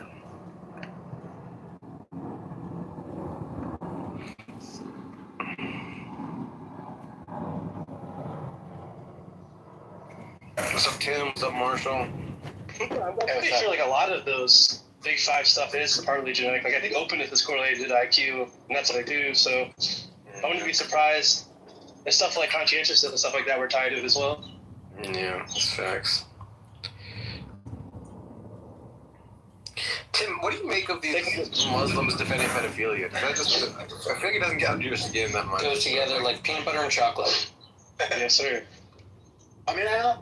It's like I don't really do it to like for their sake. I do it because it's just like the more you talk about it and you have people that hear them defend it, it just makes people realize how much more ridiculous what they do is, right? So it's like I'm sure people that were in Hitler's party defended Hitler for his ridiculousness, but to listen to people justify it is, to me, what I'm trying to do is to watch people bite the bullets in front of other people.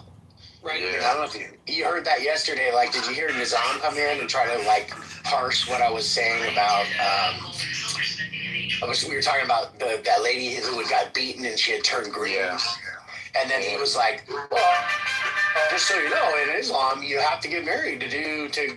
I was like, "Oh, so you're biting the bullet and saying that she has to have sex with her ex-husband, who she claims beat her, and that's just because Sharia law is." He's like, "Well, that's the way it is." I'm like, "Okay, great. Well, we all know now. What religion is?" It's God's law, bro. We're gonna, Not to defend that position, but out of curiosity, do y'all think that all men in antiquity were pedophiles, essentially? Because hashtag not all men. It was standard custom. You could take a young girl and marry her. I think all societies. Matter of fact, that's actually not true. That's actually not true. Wait, Sam, did you ever take that Hexaco test I sent you, or no? It'd be cool if we could tell stories and say that it was true. Wait, say it again, Gawa. I was talking to Sam specifically. I sent him a Big 5 assessment. I don't think you did, actually. I know you took that socionics test I gave you, but I don't think you took the Big 5 one. The Hexaco one has like a sixth dimension of like humbleness and trustability on it too. It's pretty interesting. Yeah. Wait, what did you get on your socio quiz, Beef? It just said I'm a Sam or me? It just said so. Sam's like a pretty clear IE, like intuitive ethical extrovert, I think. These are nonsense words. And I'm pretty sure his Big 5 would be like social, limbic, unorganized, disagreeable, and inquisitive. Like a Sagittarius. Well, I mean, there's a lot more data around Big 5 psychometrics than. Yeah, well, I get INTP on Myers-Briggs, but socionics is a lot more informative, Mark. The dichotomies are a lot more rigid, and the methodology for verifications is a lot better because you actually have intertype relations that have predictions about compatibility. I think that adds another layer and stuff like that.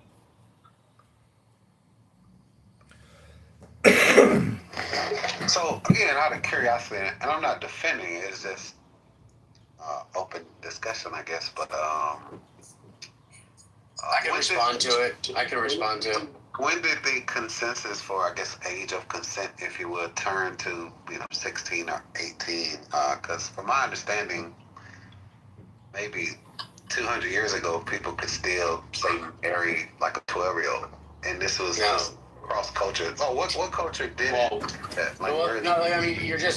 I'll just explain to you. I don't think you're fully understanding. The culture was never like you can marry and have sex with little prepubescent children or little girls that had just freshly menstruated, right? That was not a widely done practice. It was true that girls were married at 13 and 14. That was very true. But that also had to do with the fact that, if a girl started puberty for a couple of years and she was, already like had her hips had widened and things like that, they would call that like she had fully flowered. They would say things like that, like that she had fully like gone through her season. Right. Which means not only that she just menstruated, but that she was now like, look, like the physical changes that girls go through puberty, by the time they're 14, it's possible that they're fully like, grown as a woman. Now, I don't think we realized later on that wasn't the best way to go about it too, because we realized that it also had to do with mental maturity, but people weren't routinely marrying 6-year-olds and having sex with 9-year-olds. That was not a routine practice across history. Oh yeah, I agree with that, and it also, I don't you're appealing to it, but there's a parable in Ezekiel 16 that sounds kind of like what you're bringing out, kind of like a standard when it's time, when it's appropriate for a young woman, probably at the age of puberty, 12, 13, 14, not 6. But okay, just asking.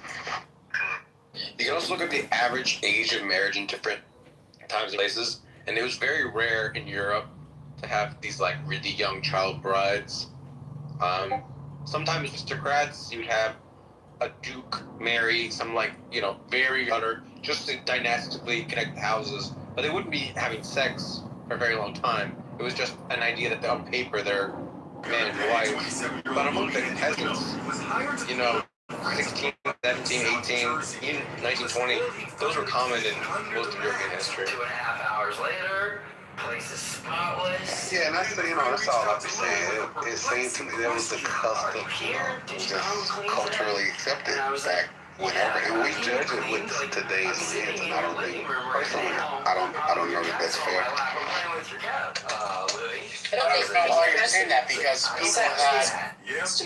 Go ahead, Frank. They waited till they got their periods because the idea was they were going to have children. There would be no reason to have sex with this prepubescent child. It wasn't customary. I can think of a few reasons. It wasn't customary though. The point is they would wait till they got their period.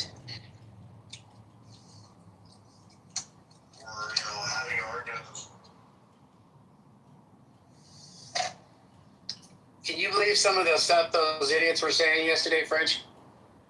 I mean, you have to narrow it down. The Islamic? When we were talking about all that Muslim stuff, those guys that were talking about, like Aisha marrying at 9. They're doing their best, aren't they? They've got a bit of a tough job. But, yeah. It's really like, it doesn't take very long to be like, I'll pass thanks. Even if you're not exaggerating or, you know. Yeah, like what's stopping them from saying it's not okay, and I can say that, you know, my religion was wrong at certain things, you know, like no one's stopping you from saying no, I wouldn't personally do that, and nobody should, and these things are not okay. Like they have a really hard time doing that. They're trying to thread the needle between time, but also, you know, we should still support some of these other laws that seem to also refer to a different time, like not letting women get divorced. That seems to be something they might want to change, but they don't want to change that. Tim, there was a beautiful moment that you had the other day when Nizam was like, we believe that, you know, marriage is important to preserve the fabric of society. That's why women can't get divorced if their husband hit them. It's like, but can the man divorce them? And he's like, yes. That was me. Oh, I guess the fabric of society isn't that important. Like, short early days. That was me. As hell. That was you? Oh, my bad. Yes. My bad, Frenchie. Fuck. Just gonna let the man take credit, huh? My bad. Yeah, I mean, that's the thing. It's like, if you keep going, even the most reasonable ones, it's suddenly like, this is still kind of misogynistic, you know? Well, but that one we were talking about for funny, remember how he kind of came in, he's like, you're just not getting all the context of this. Let me tell you the context. And he starts to tell us the context. It's because she said that he was impotent. And I was like, okay, but even if he's not impotent, why does he still have to go have sex with her again to prove that he's not impotent in order for her to go back to her other husband? He's like, yeah, well, that's the way it is. I'm like, oh, great context. Now you've made it so much better. Wow, thank you. It's like they're so like unself-aware of what they're saying. Dumb.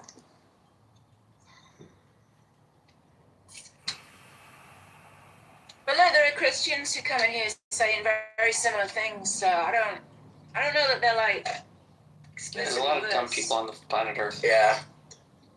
One of the problems they have a hard time is because, like, if you understand how it works with Muhammad within the faith, is that he was to be emulated. He was considered a man of perfect moral character. So his behavior and his actions were never to be questioned. So if you raise a criticism of the actions of him, if you agree with the criticism or put yourself in a light that looks like you're criticizing Muhammad, you've now committed shirk, which is just like basically apostasy.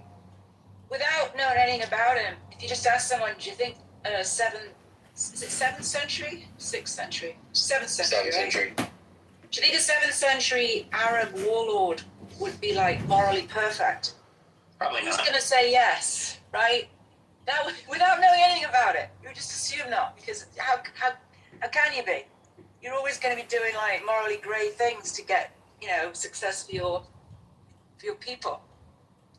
Well, if you guys really want to get them up in arms, and next time they come in the room, ask them if they can prove coming from Abraham. What's the Kaaba? That's the stone that they circle around in Mecca when they go on Hajj. Oh, black cube. Yeah. It's actually a building, and there's a stone on the corner. Yeah, there's a room. And inside of it, it was always a pagan. It was a pagan shrine for thousands of years. And Muhammad came along and said, "This was built by Abraham and Ishmael." Oh. He makes the claim that Abraham came to Mecca. Processionist. And that he built the Kaaba, and it was a sacred, monument to God. When Muhammad comes, it was actually a pagan shrine. So he managed to take over Mecca, and he kicks all the pagans out. But then he says, no, this is actually from Muhammad. So it's like a nod to the pagans that didn't want to give up their desire to worship the Kaaba. So he integrates it into Islam and said, no, it's actually, you guys just have the wrong idols. You just got to worship it this way. And then he does. But the funny thing is, there's exactly zero evidence that there was ever any evidence, archaeological, historical, written, oral, anything that was made up in that Abraham was ever in Mecca and ever made the Kaaba. So it'd be like the Christians would have a Stonehenge or something like that. So actually, Jesus planted those stones. Right. Yes. Or like Joseph Smith finding some special site in America and saying, this is the site where where Jesus came to preach to the Americas. And you're like, well, how do we know that? He's like, because it's been revealed to me. Okay, yeah. great. So the Muslims are just like the Mormons, really. Yes. I actually, something else I found out interesting is that Muhammad didn't even invent the concept of Allah. That the pagans at the time, they believed in Allah, but they just also thought that God had like other gods too and other associators, and that's why the Quran is always freaking out about people who associate others with Allah, because that's kind of what the practice was. But there was a supreme God, and then there was other gods too that were like helping him out, and then Muhammad was like, no, it's just Allah, and so like he didn't even invent like this notion of Allah or that was already like what here's a clue. The name of Muhammad's father is Abdullah, which has Allah in it. So it's not like just like.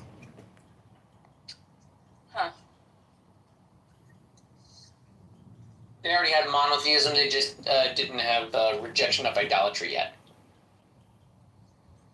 When you think about Muhammad, Frenchie, like basically he's this warlord that's in 7th century Arabia, right? And he's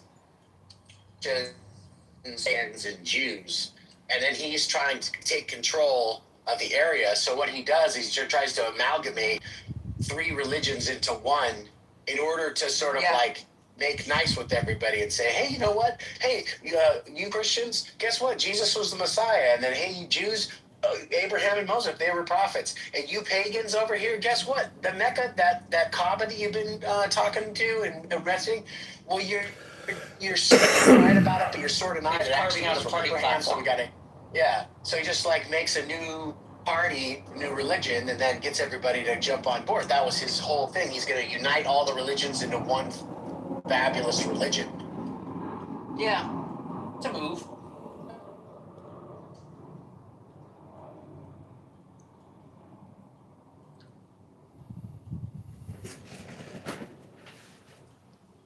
There is something just deeply kind of funny to me about the moral character that Muhammad as he actually probably was, and then the Muhammad as he's tried to sell to us.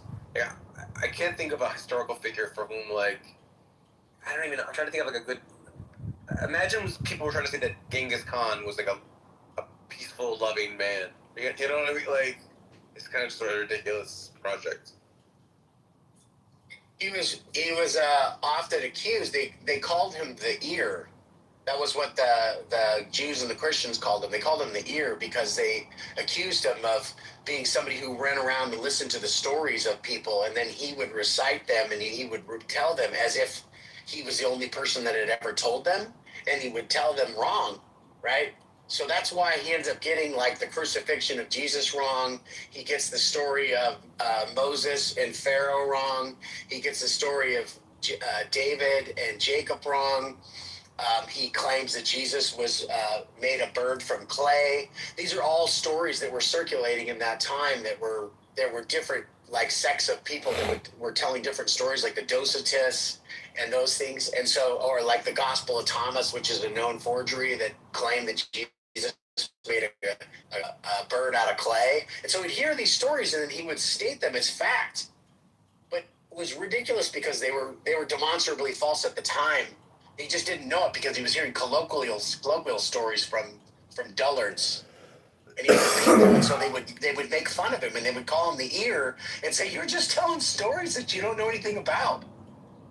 Yeah, and that's like the Arabs who didn't know anything, who were illiterate like him, they would just suck it up because they were a bunch of dummies. They didn't know anything. Well, I was just saying the phrase, there is an English word, it's a bit like archaic, but it's called like gossip monger. You don't have a lot of mongers nowadays, but there are, it's a word for like the guy at the store that sells cheese, certain types of things. You could be a cheesemonger, a fishmonger. Theoretically, I guess you could be a bread monger. But like that determination of a gossip monger, like in the Jewish law, it's identified, the prohibition against gossip, is a guy who trades stories, like a merchant guy. He's seen as like a door-to-door salesman. But what he's selling, buying and trading and selling, is stories. And it's like, they're saying that he's like, well, look at him, he picked up a bunch of stories, and then he passed them off as his story. Yeah. Well, I'll give you a perfect example, Nick said. So, tell me what happens to Pharaoh after Moses leaves and they get out. What eventually does Pharaoh do? Well, according to the Midrash, he was kept alive and eventually became the king of Nimrod, Nineveh, which explains, it resolves like a narrative gap from a certain like reading perspective of why the king of Nineveh, without any prompting or any discussion, just engages in repentance immediately, because like some guy shows up in his streets and says that the God of the Jews told him to repent. But that king, what they say, according to the Midrash, was Pharaoh. And that was when he resolved when he Torah, what does it say? Slavery. In the Torah, what does it say? In the Torah, it implies that he dies at the Red Sea. Exactly. He dies at the Red Sea, right? Guess how Muhammad recites the story. He says that he repented and he accepted Allah as the one true God. Mm-hmm. Right? So when in the sea? And whatever, sometime after they go to the Red Sea, that he. But that's why I'm saying he might have been thinking about the Nineveh story. Exactly. But what I'm saying is, if you just go by, because he would always say that the Torah and the Gospel are incredible. So if you go just by the Torah story, he dies, right? So in the way that Muhammad recites it is that he repented of his sins and he accepted Allah as the one true God. That's partly why they're trying to say, like, they criticize him by saying that he's like an ear. Like, he picked up all these stories, but you can't conceptualize in your own head which story comes first, how relevant it is, and when things are being added in a different era. Yeah, I don't know. It's a long story. I'm sure we'll get to the bottom of it eventually. He gets the story of Solomon, the Solomon magic story or whatever. There are several. What do you mean? Well, then he gets, I can't remember exactly, but he gets the story completely wrong about that. That was 100% fabricated, was never part of any scripture. It's just completely fabricated. A lot of his stories are not scripture, but he is quoting like legit midrashim. Yeah. But it's just like that's late. Yeah, and he doesn't even know that. Like, even the Jews are not claiming that God says that, but Muhammad says that God told him this. Correct. Yeah. Yeah. God told him to read the Talmud of the Jews. Yeah. It's a good book. It is. It's a good book. It's a good book.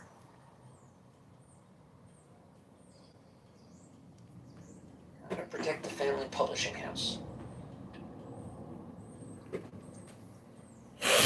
I do think that my favorite argument against Islam is that you're a very dumb person if someone comes up to you and says, God tells me I'm allowed to have more wives than you, and you believe them. Like, that's just like, how dumb do you have to be? Just like Joseph Smith. Yeah, it's dumb to believe it. Yeah. It's all about men wanting to get some strange. I keep trying to tell you guys, though, like, a lot of people, majority people, most people throughout history and on the plate alive today, they're dumb. They're not that smart. They will just follow some guy that tells him, like, God talked to him and he's got some wives for them. All of them. They're all dumb. Your friends and family. You yourselves. All of us. We are the dumb. There's another awesome documentary on Netflix about the polygamist down in southern Utah again. It just came out a couple weeks ago. I highly recommend you guys watch it. You'll trip out. What's it say? Well, the FLDS, the Fundamentalist Latter-day Saint Church of Jesus Christ, they were run by a prophet named Warren Jeffs, and if you guys followed it at all, he got arrested about over 10 years ago. He got arrested. They had tried to move part of their sect down to Texas, and he ends up getting arrested, and he's in jail to this day. And so now you've got these polygamists that believe that their prophet is in jail, and when he's in jail initially, he starts issuing edicts, he's doing all these prophetic edicts that he's issuing, and he says to everybody, you can no longer have sex. Everybody has to stop having sex, because if the prophets stop having sex, you guys can't have sex. I bet that did not work. There's no way they follow that. No way. Well, the funny thing is they're so brainwashed to him. They did for several years. And there's a matter of fact, because before then, there's all these polygamists. These guys have like 25, 30 wives. There's literally like a barn where they've taken all of the cribs and they've stacked them in the barn because nobody's having kids anymore, right? It's crazy. It's crazy. Well, that's a good thing. It is, right? But I mean, just like this idea. Well, no, it's going to be like the same kind of population explosion bubble of China. If they have 2 minutes long of a period without children. Population bomb. Exactly. Yeah. So I'm surprised. I would have thought that would be the one thing that would make them go like, nah, this guy's not it, man. There's no way. There's a great twist. If it's okay, I'll share it with you.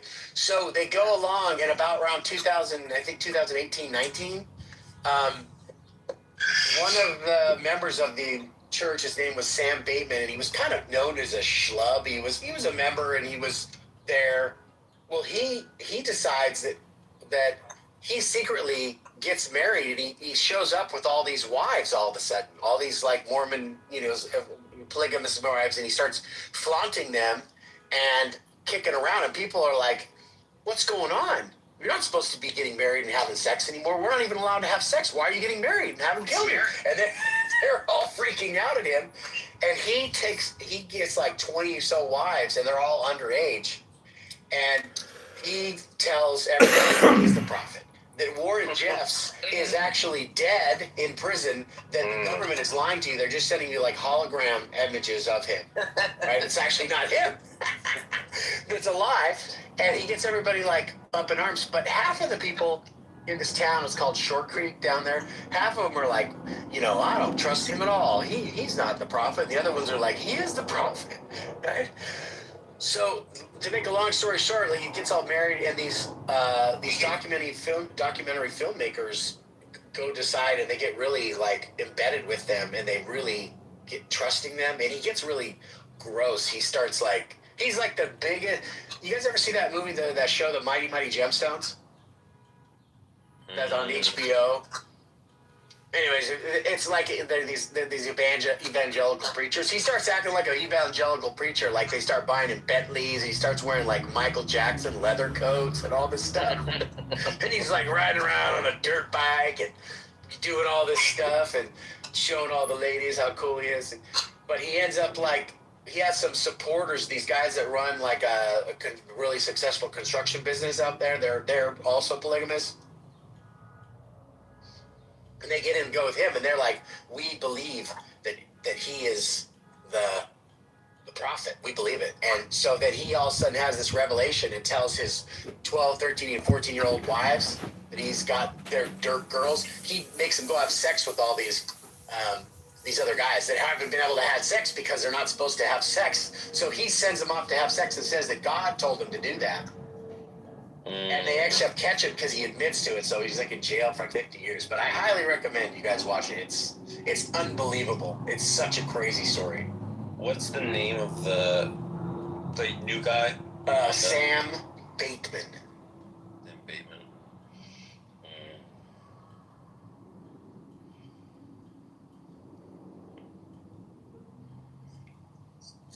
I like the story about Mormons that they were allowed to have multiple wives, and then the government clamped down on them, and then they got a quote-unquote revelation that says they can't do that anymore.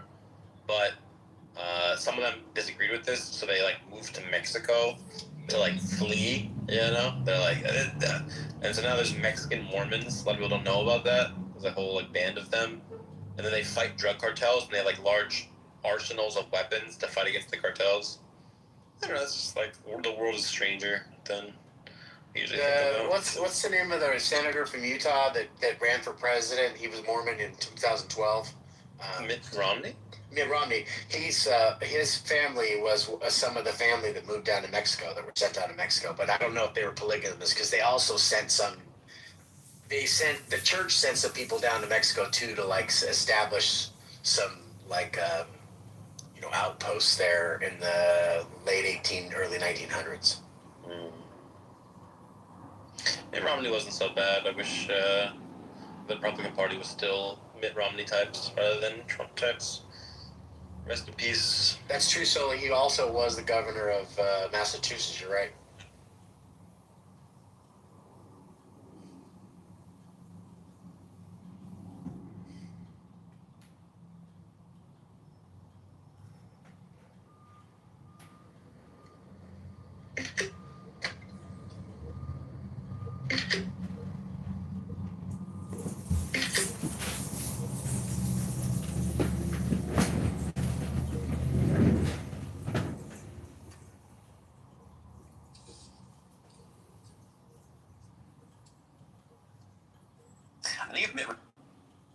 The creator of heavens and earth is telling everyone that even all human and jinn come to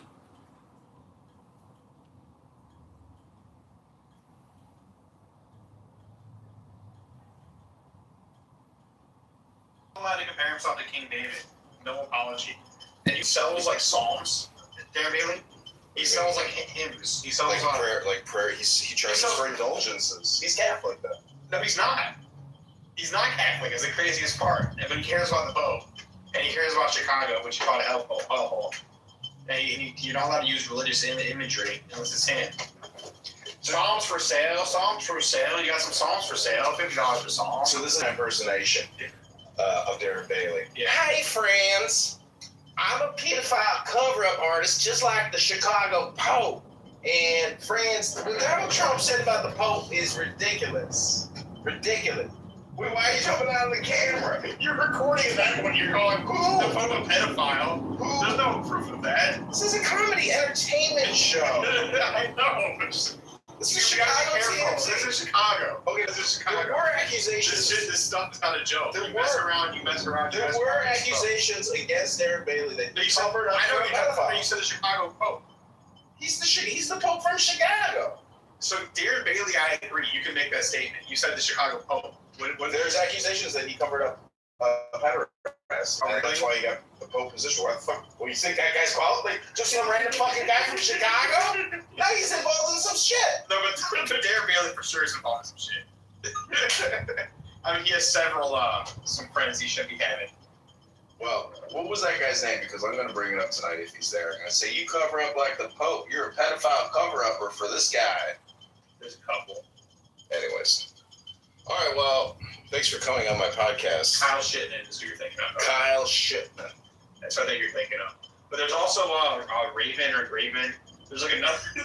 It's like there are so many fucking so many effing dirt involved in the campaign that are just very questionable. Okay. Some of that's a good Christian.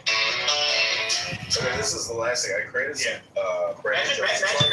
hiring a 16-year-old speeder driver behind Dang, man, that was so creepy. Chicago Mayor Brandon Johnson is a proud and a criminal. Reversion to socialism. The spell preparation's wrong in the text. Free buses for abortions from outer state. We're ripping out those bike lanes. Let's go. We're ripping them out. It's rip. Rip out the bike lanes. That's what he's gonna do. He's gonna rip out the bike lanes all the way from the south side of the north side. From Western California. Mayor John Kitover. Please don't scroll. I'm just trying to become a big content creator one day, but I have no supporters. So if you have the chance, please subscribe.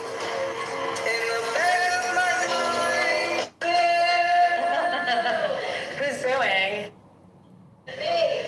Do you want to say something? You are I'm actually a professional racist. I could keep talking to you. I'm like curious if we want to explore that, but I feel like you're really gonna like my joke about trans people next, so maybe we just go to that. I'm deciding if I use my 2 minutes to explore this woman in the corner. Ma'am, is there anything you'd like to say before I close for the night? What are your pronouns? But no, I actually want to understand, like, do you want to share anything about what upset you, about what I said? You're offending me. You being offended doesn't make you right. I want to make people laugh and make them happy, and you want everyone to use pronouns. Do you think it's untrue? Or just unfunny? Can you name one thing I said that was untrue? I'm gonna have to go in a second, but maybe I'm not gonna abort this. You like abortion, but I don't want to stay here with you. We're gonna ride this out. Adoption is an option. I don't think you can speak for black people. You're saying I can't speak for all black people as you are currently speaking for all black people? Do you know how to spell my first name? It's actually Arynnne, and that is a black girl's spelling. So I could say whatever I want. I'm Aaron Wexler. I'd be happy to chat with you after. Thank you all so much.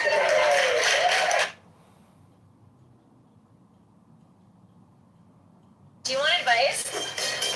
I was gonna tell you to quit smoking, but you look really cool. I like to make my own money, and I'm an independent woman. Wrong attitude. Don't get on birth control. Why? Because it makes you attracted to gay men. It does. Have you thought about killing yourself? So we should buy low and sell high. That's the advice. I actually never heard that. Our advice: don't do drugs unless they're free. Would you like advice, sir? It's free. Nothing for free in this world. That's great advice. Nothing is free. Have you considered getting a sugar daddy? What can we help with? Work balance.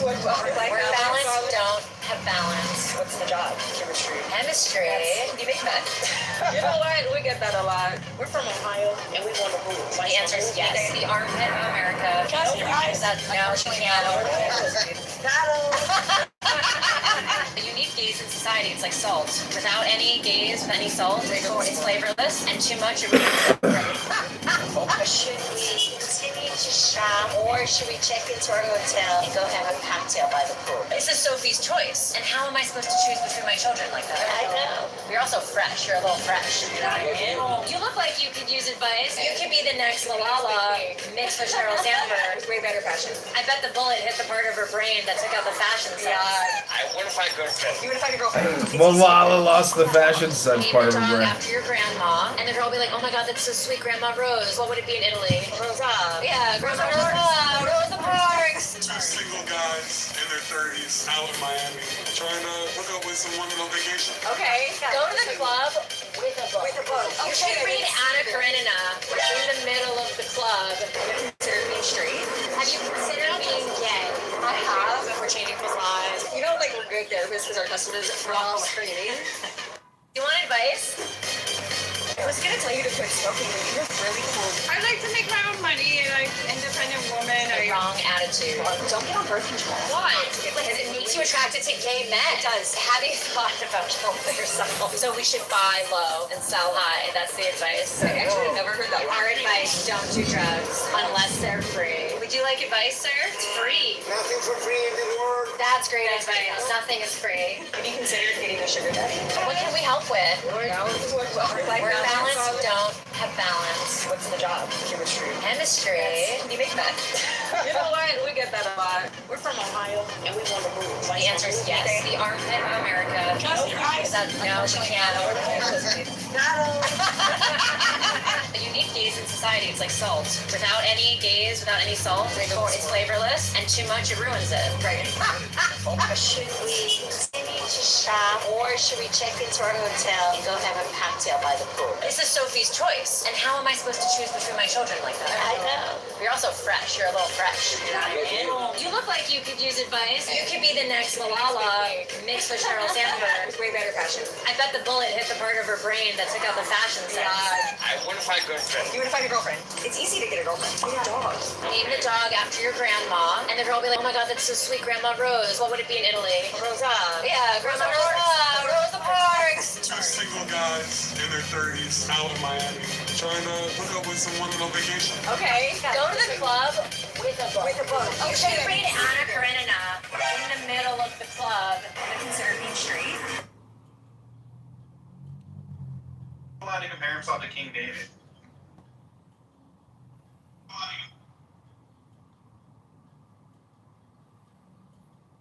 Allowed to compare himself to King David. In daughter is about love hardness. Baby, I write it but to write her name. Love hardness. Baby, I write it but to write her name.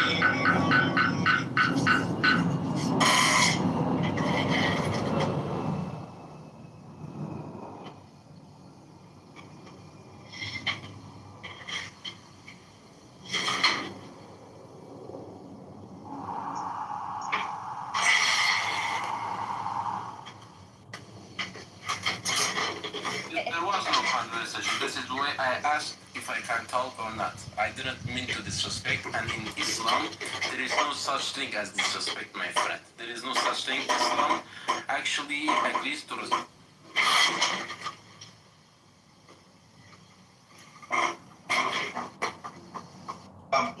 Hardness. Baby, I write it but to write her name.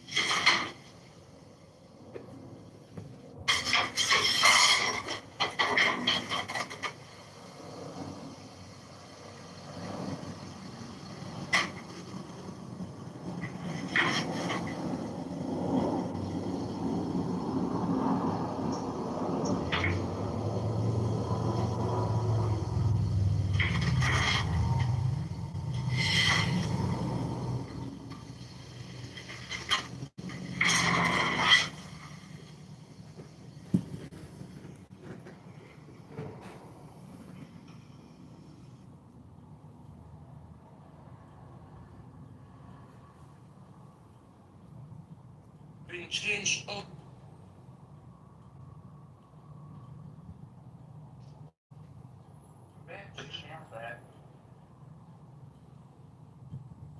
Bitch, she needed to smoke. Let's see another look at the coke. Get up here, white boy. This is the Book of Love, Oracles, and Wisdom, read by mayoral candidate John Kitover. Hope you enjoy. We're going to be reading from the Isiac tablet. Invite your friends to the room. Share it.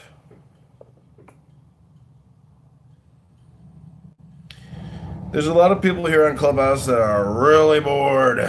They really want to help some international non-native English speakers practice their English talking about the true faith. Welcome, Willow. I'm going to read a book. Welcome to the Love Oracles. This is a wisdom book read by John Kitover, mayoral candidate of Chicago. This is the I Ching. That's what we're going to read, is the I Ching, actually, and create a bunch of clips. So if you like this, like the video, subscribe to the YouTube channel, go to our shorts section, and watch all the other shorts on the I Ching, which is the Chinese Love Oracle book. It's really a wisdom book. I hope you enjoy it.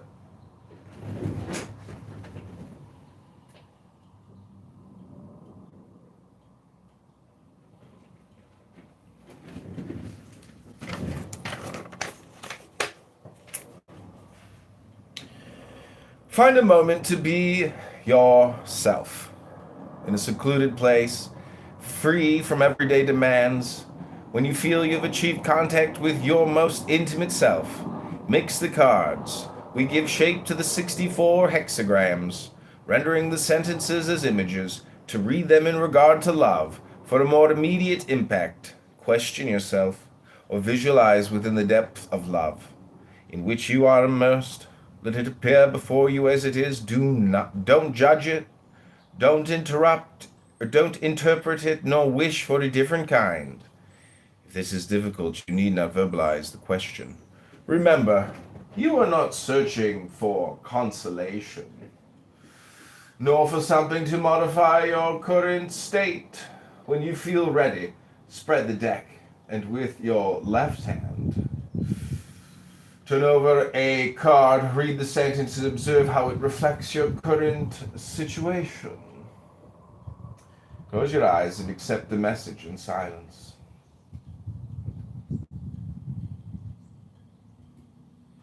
Acceptance is the first key for reading these cards to produce a change if necessary, but above all, to help you understand the experience that life is offering you.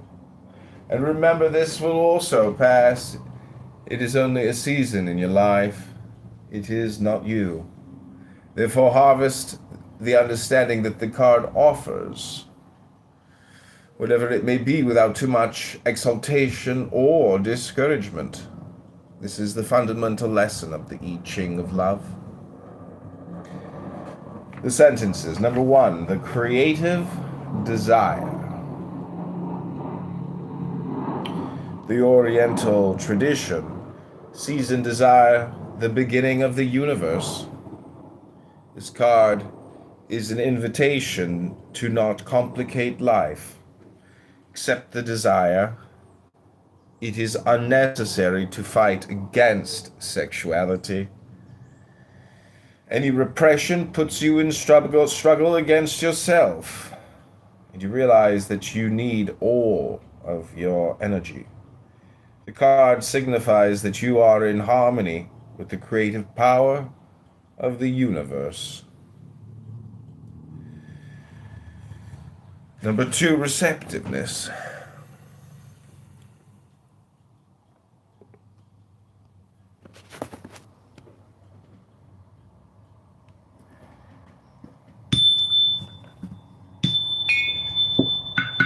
Receptiveness, this card is a sign of a strong yin presence. Receptiveness. This card is a sign of a strong yin presence. That of receptivity in your life. Observe how it governs your life. What are the implications? And what ensues? Creative force in you is settling and acquiring form. Number 3, the initial difficulty. An invitation to not reduce the other to an object, nor to sell yourself in the name of love, but rather to open up to the freedom in which love can exist. Number 3, the initial difficulty. Number 4, juvenile inexperience. Card indicates that you are in front of an abyss. Don't worry. It is the nature of the water that characterizes this hexagram to flow. Continue to flow. This way you will go beyond whatever obstacle that impedes your advance. Number 4, juvenile experience. Number 5, waiting. In love, it is important to leave a space for love to happen. Waiting is a spell. For a moment, you are in contact with who you are. You are totally centered on yourself. The card says you are waiting. You need nothing more. Number 6, the conflict. Often we color love with dreams, fantasies, pretenses, and beliefs, hindering its existence, or conditioning it until it is deformed. Observe how you have deformed your love.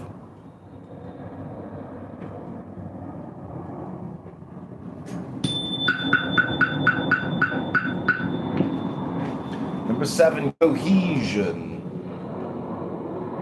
In every aspect of life, above all in love, it is good to have in yourself a fulcrum of cohesion. This way, every encounter will be a shared experience. Through contact with the other, you could become enriched and expand. Number 8, complementarities, solidarity. To manifest itself.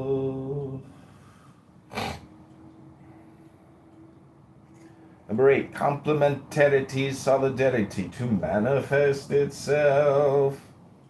The Tao splits itself in two. It is the continual alternation of rest and movement that creates life.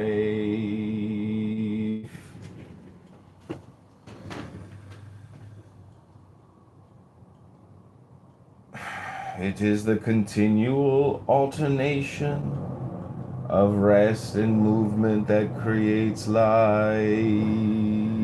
A game of cause and effect, behind which something exists, perpetually immovable and motionless. Wisdom is to reach in life the perception of this point of absolute quiet present in us.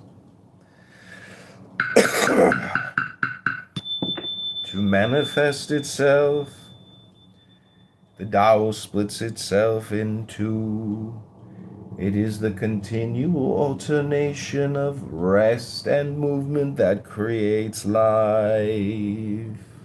A game of cause and effect, behind which something exists, perpetually immovable and motionless.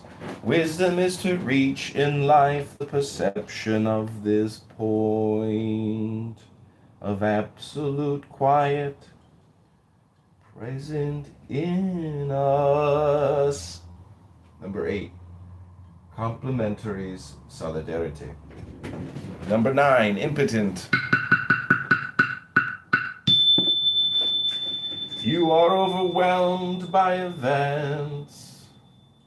You can do nothing to help the situation, nor to provoke any change.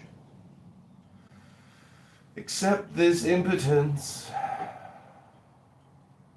This is also love. Number 9, impotent. You are overwhelmed by events.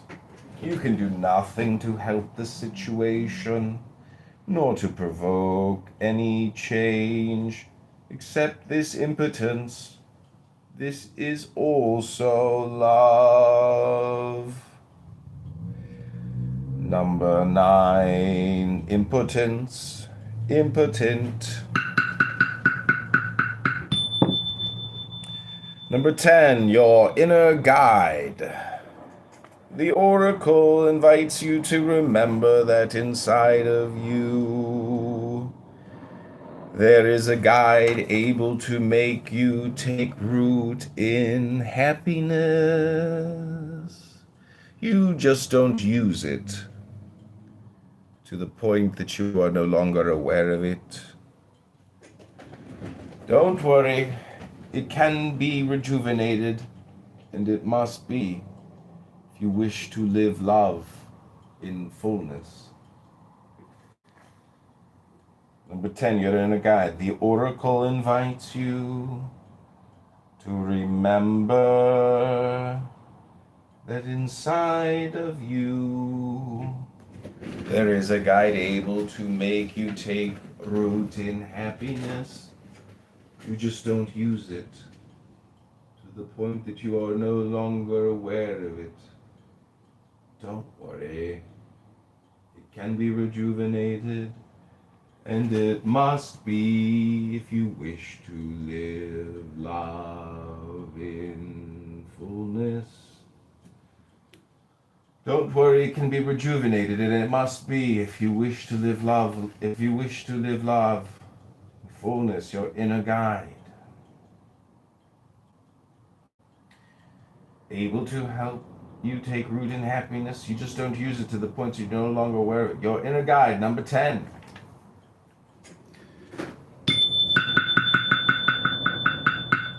Number 11, harmony, love, and peace.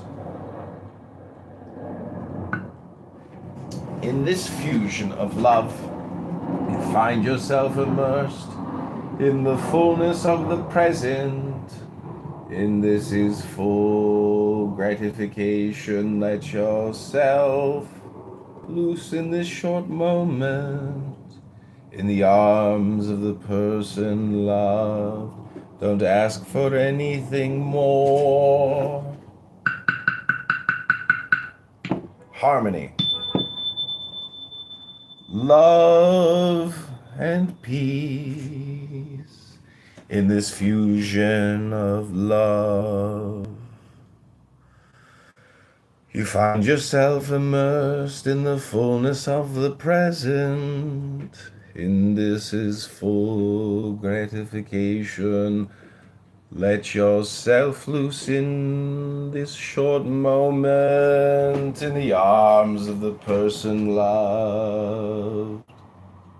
Don't ask for anything more.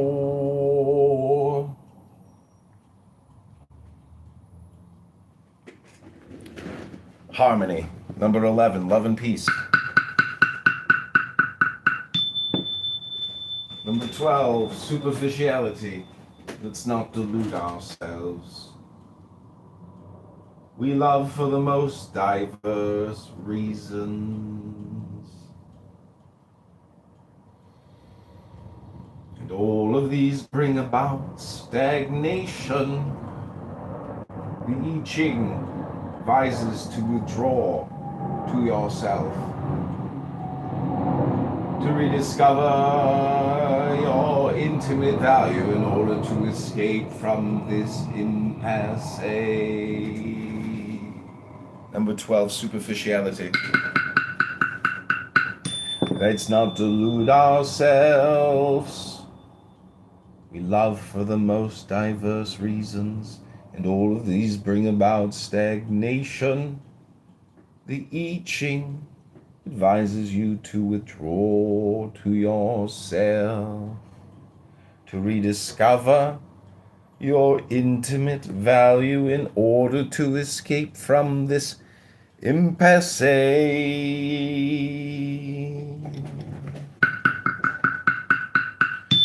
12, superficiality. Let's not delude ourselves. We love for the most diverse reasons, and all of these bring about stagnation. The I Ching advises you to withdraw to yourself, to rediscover your intimate value in order to escape from this impasse.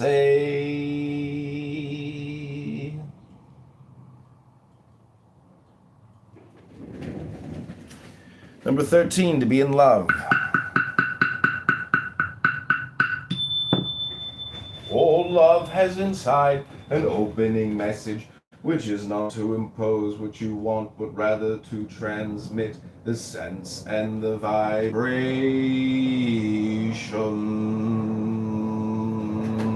of being in harmony with the universal forces that rule the whole life of existence. Love is an impact in and of itself. It doesn't impose, it just shares. To be in love, all love has inside an opening message, which is not to impose what you want, but rather to transmit the sense and the vibration of being in harmony with the universal forces that rule the whole of existence.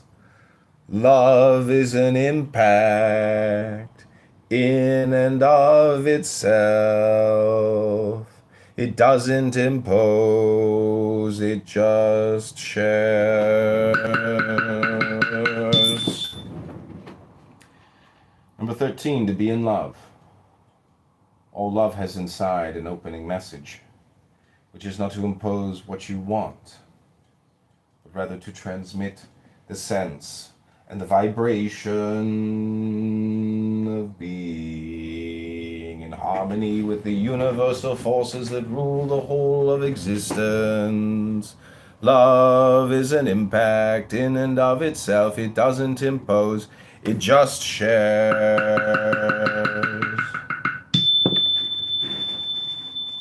Number 14, totality. The times are favorable. You are in charge of life. This allows you total freedom of action.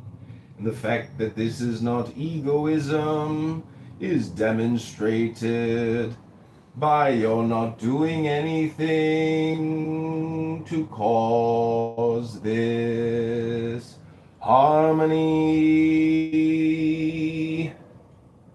Number 14, totality. The times are favorable, you are in charge of life, and this allows you total freedom of action. And the fact that this is not egoism is demonstrated by your not doing anything to cause this harmony. Number 14, totality. The times are favorable. You are in charge of life, and this allows you total freedom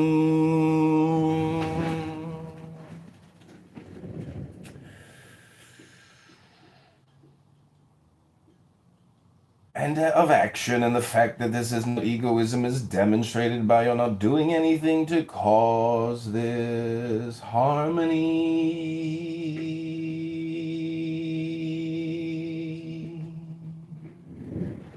Number 15, uniqueness. Love happens, and it is nothing conspicuous. It is revealed in an image of modesty that the hexagram shows as the mountain below hides itself from the land above. This card is a favorable omen. Number 15, uniqueness. Love happens, and it is nothing conspicuous.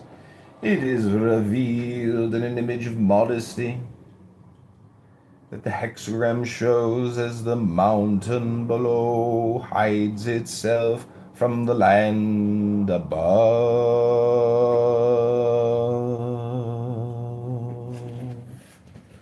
This card is a favorable omen.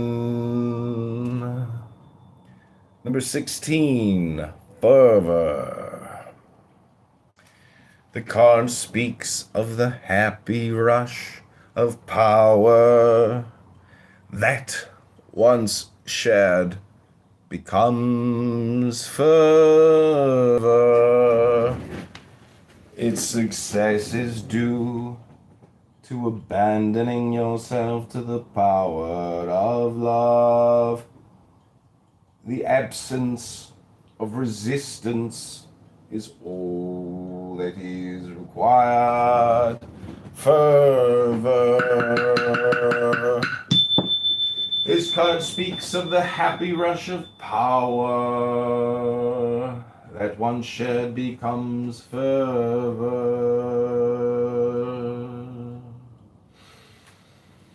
Its success is due to abandoning yourself to the power of love.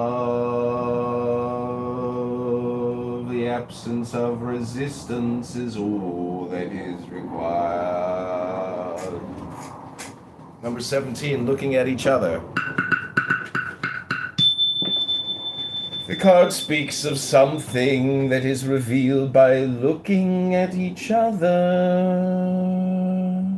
Its meaning is simple.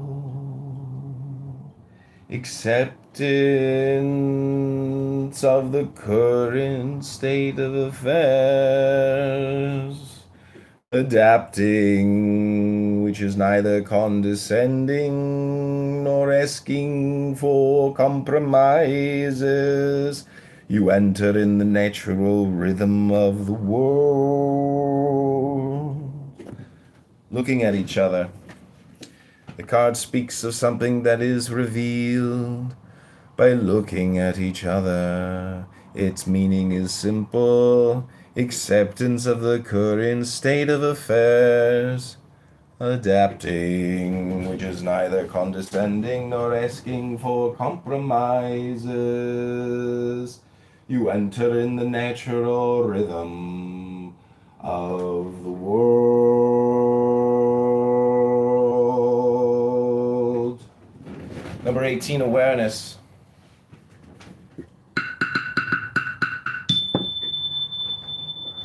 The hexagram represents a static situation. The oracle doesn't wish to judge this state. It just wants to invite you to reflect on the mechanisms or the conditioning that generate it, and on the inherent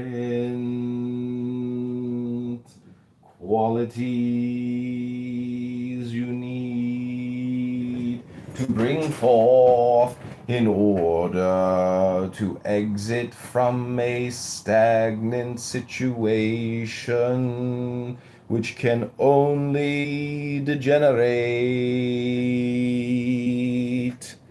Number 18, awareness.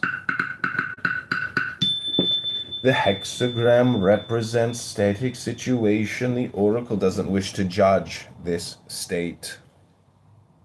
It just wants to invite you to reflect on the mechanisms or the conditioning that generate it, and on the inherent qualities you need to bring forth in order to exit from a stagnant situation which can only degenerate. Awareness.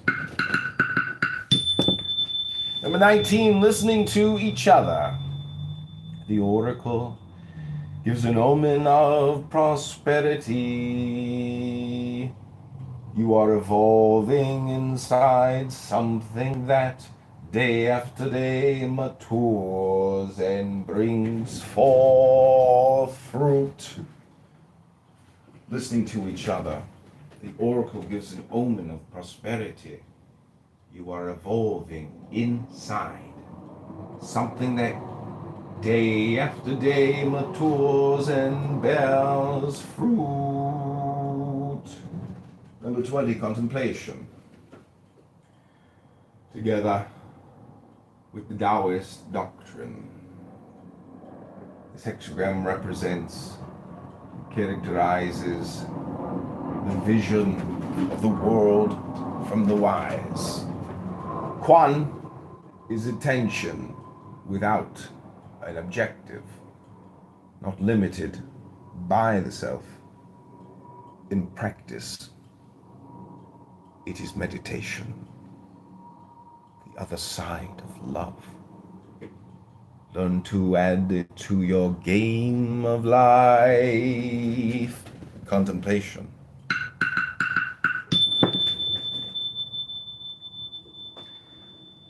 Together within the Taoist doctrine, this hexagram represents and characterizes the vision of the world from the wise. Quan is attentive, attention without an objective, attention without an objection, objective not limited by the self. In practice, it is meditation.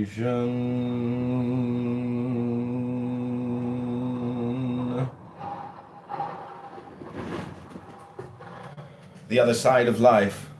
Learn to add it to your game of life. Betrayal, jealousy. Are you experiencing the dark side of love? Allow yourself time to assimilate the betrayal. In those desperate moments, it becomes absolutely clear what you loved in the other. Observe it and learn from it. Maintaining the knowledge within yourself in these moments. Grow, evolve, become yourself.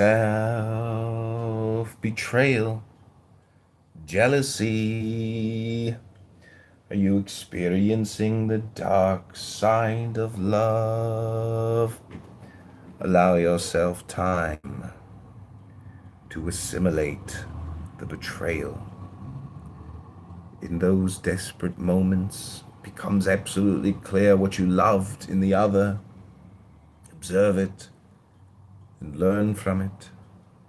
Maintaining the knowledge within yourself. In these moments, grow, evolve, become yourself.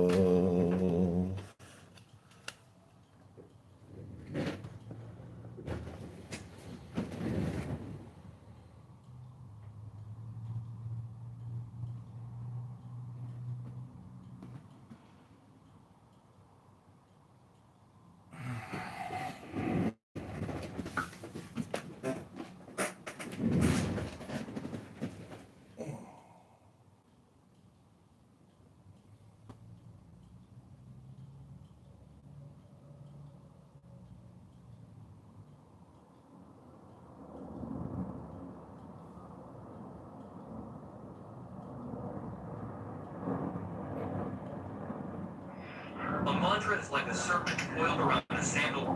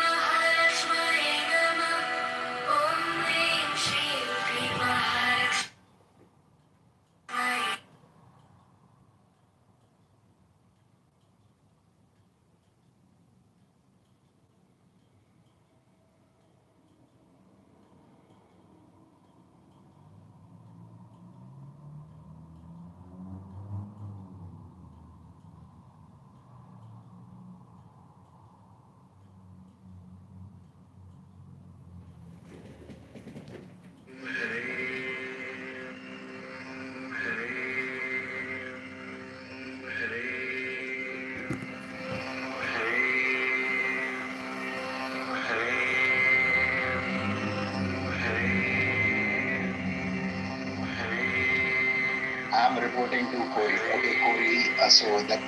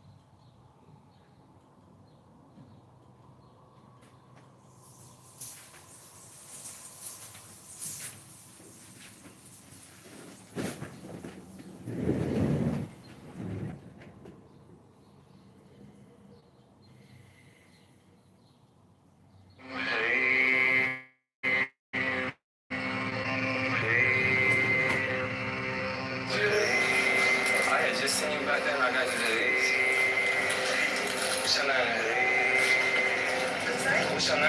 It's so fine. Mallory, oh my gosh, girl, you was just so dang fine. Yeah. Oh my god.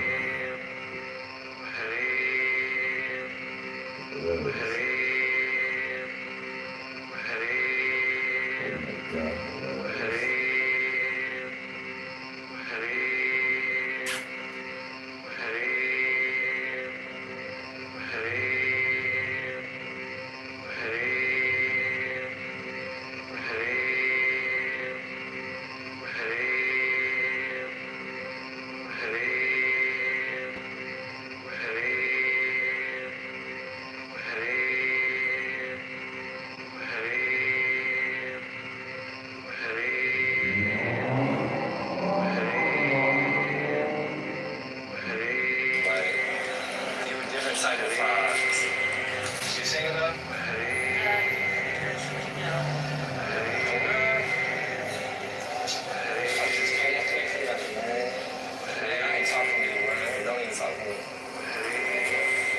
Talk to me, bro.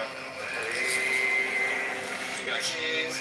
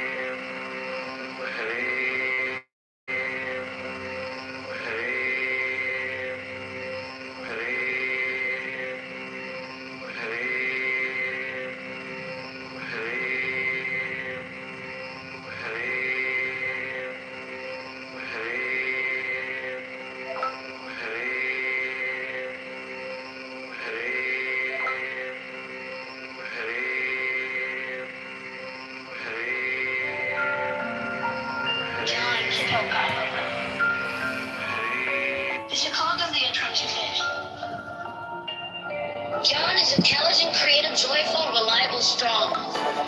Courageous and going to liberate Chicago, where Chicago, where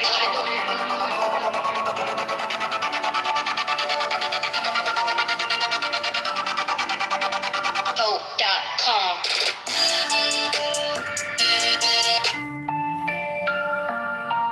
John Kitover. The Chicago Theater Transportation. John is intelligent, creative, joyful, reliable, strong. Courageous and going to liberate Chicago, where Chicago, where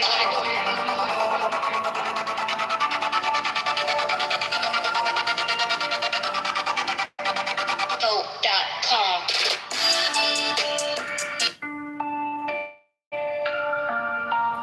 John Kitover. The Chicago Theater Transportation. John is intelligent, creative, joyful, reliable, strong. Courageous and going to liberate Chicago, where Chicago, where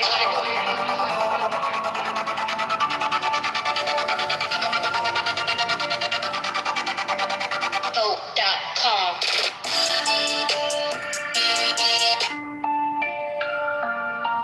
John Kitover.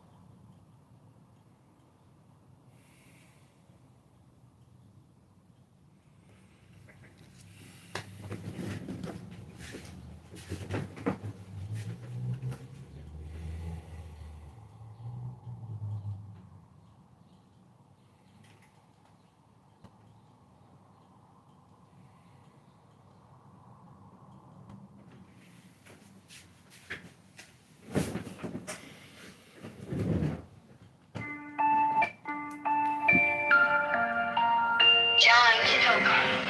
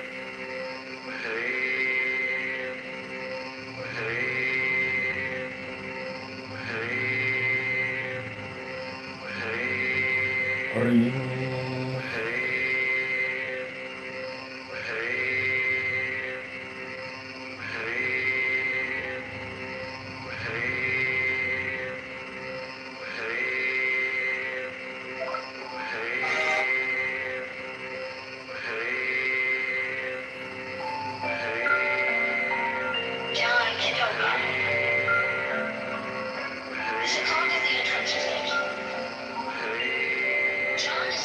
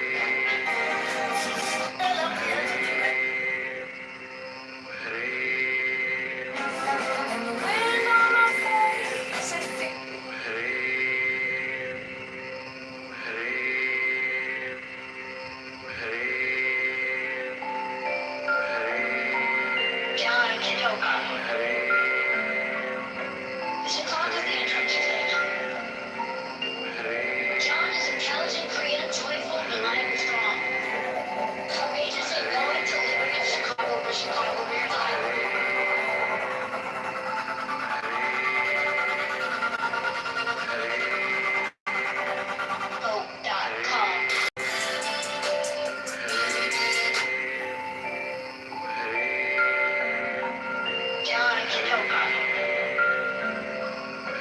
Chicago Theater today.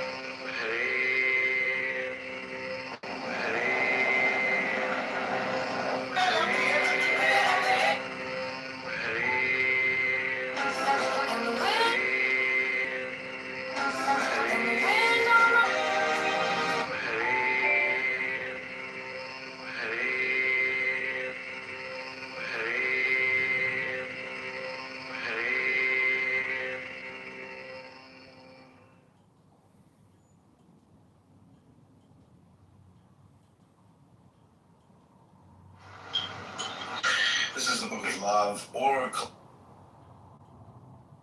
He gets everybody like up in arms. Fact, because before then, there's all these polygamous. These guys have like 25, 30 wives. There's literally like a barn where they've taken all.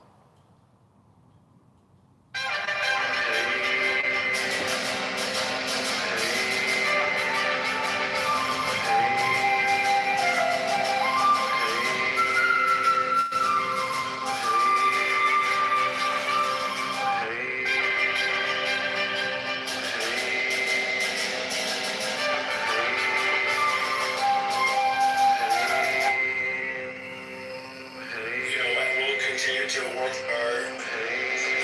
So we have these. You see, unfortunately, your children are aspersions. It's the past couple weeks.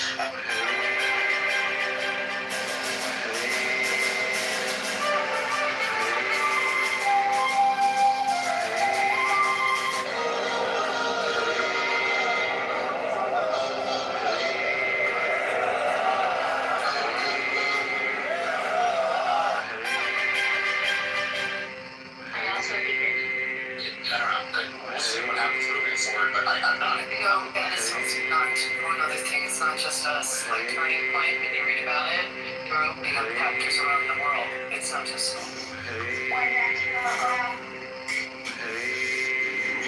I'm back. Unfortunately, almost always happens or seems to happen when it gets better.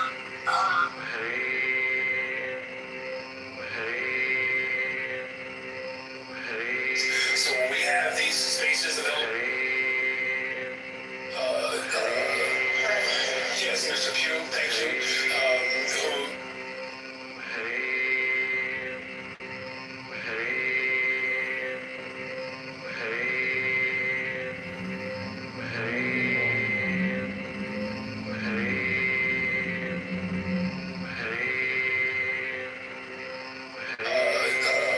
Aspersions against.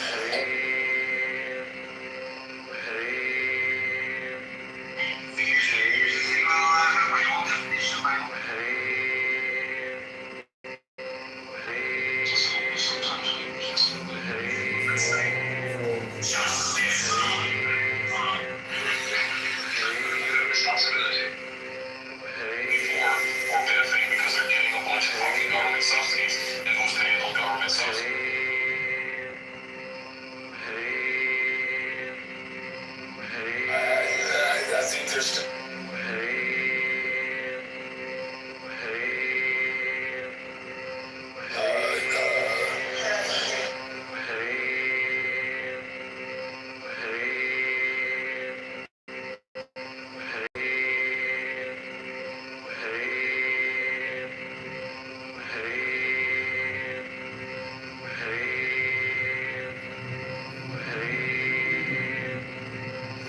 This is where we like to Kitover in Chicago. This is where a sewer system, all the billions we pay for the water reclamation district looks like. They don't work. Look, got a drainage in the middle of the street. We need that on the sides of the street. This is where we like to Kitover in Chicago. This is where a sewer system.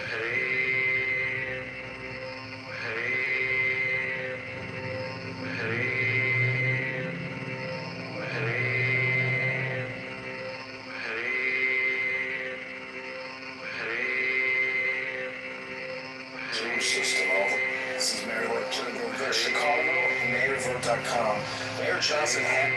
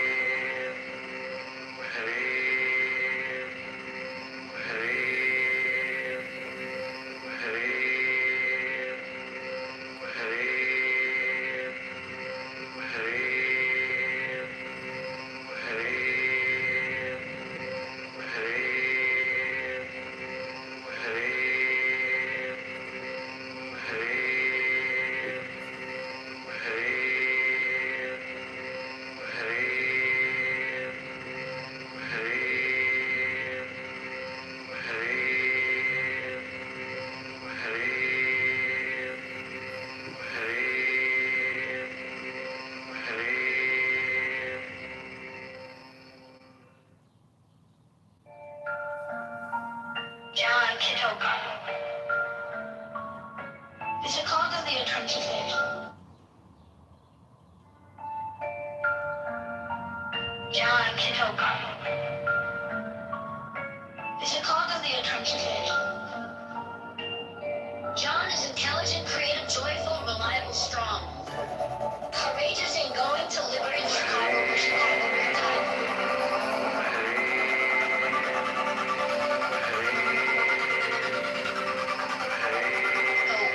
.com.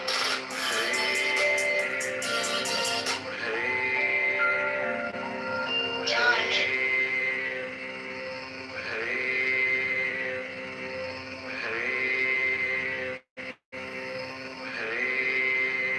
Please some rice and chicken.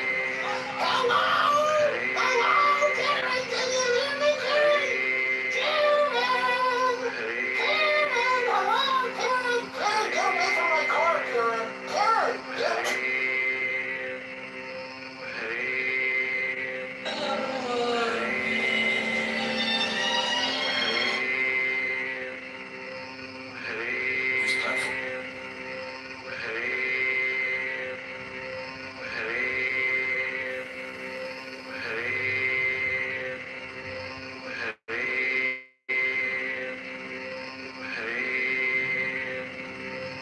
Let's jump in! I'm right behind you! Out the beds! To the penthouse! Let's jump in! Money multiples into billions. We declare bankruptcy to liberate Chicago from excessive property taxes.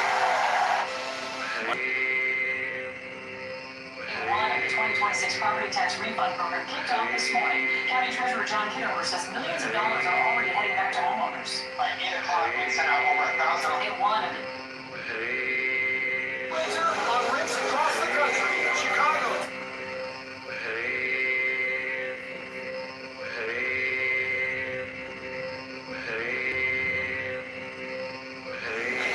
In Chicago, the flooding, it could be worse. So over here is a sewer cap that I try to keep clear.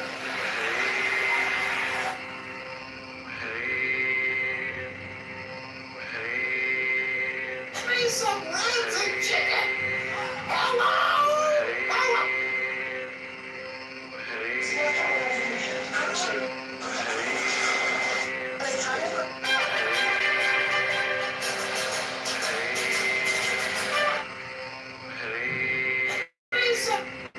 This platform is changing.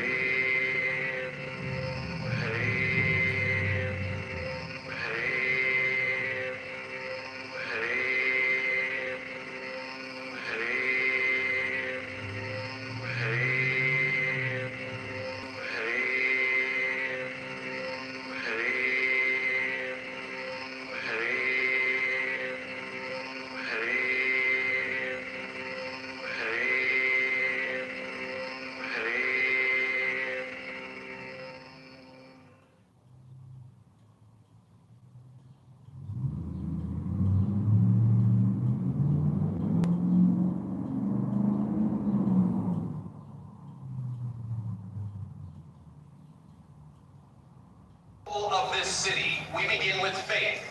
I believe in God who gives us the wisdom to serve. Good evening, friends and neighbors.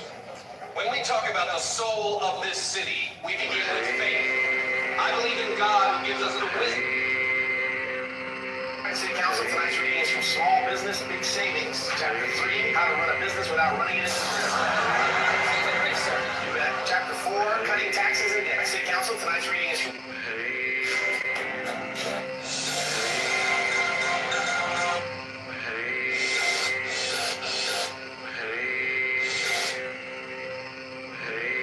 Good evening, friends, and welcome to Kitover TV on Ice. Tonight we're gliding through the numbers that shape your household budget. First up, property tax. The average home in our city valued at $200,000 pays an...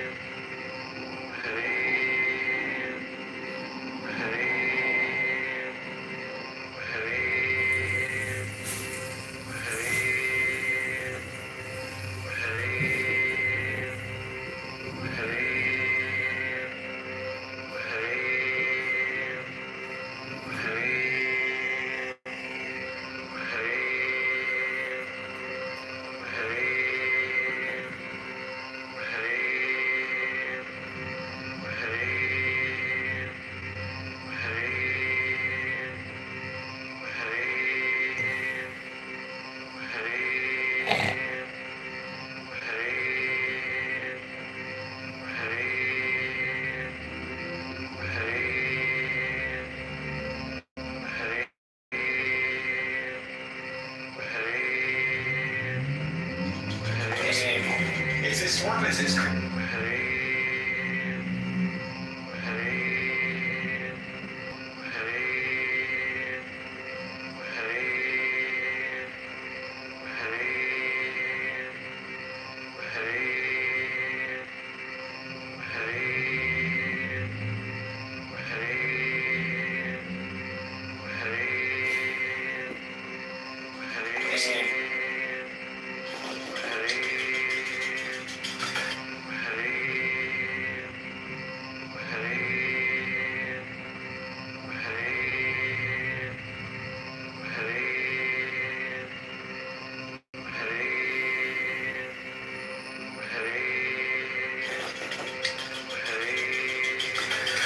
This is the ChicagoMayorVote.com node where we are attempting to overthrow Brandon Johnson one vote at a time, one video at a time.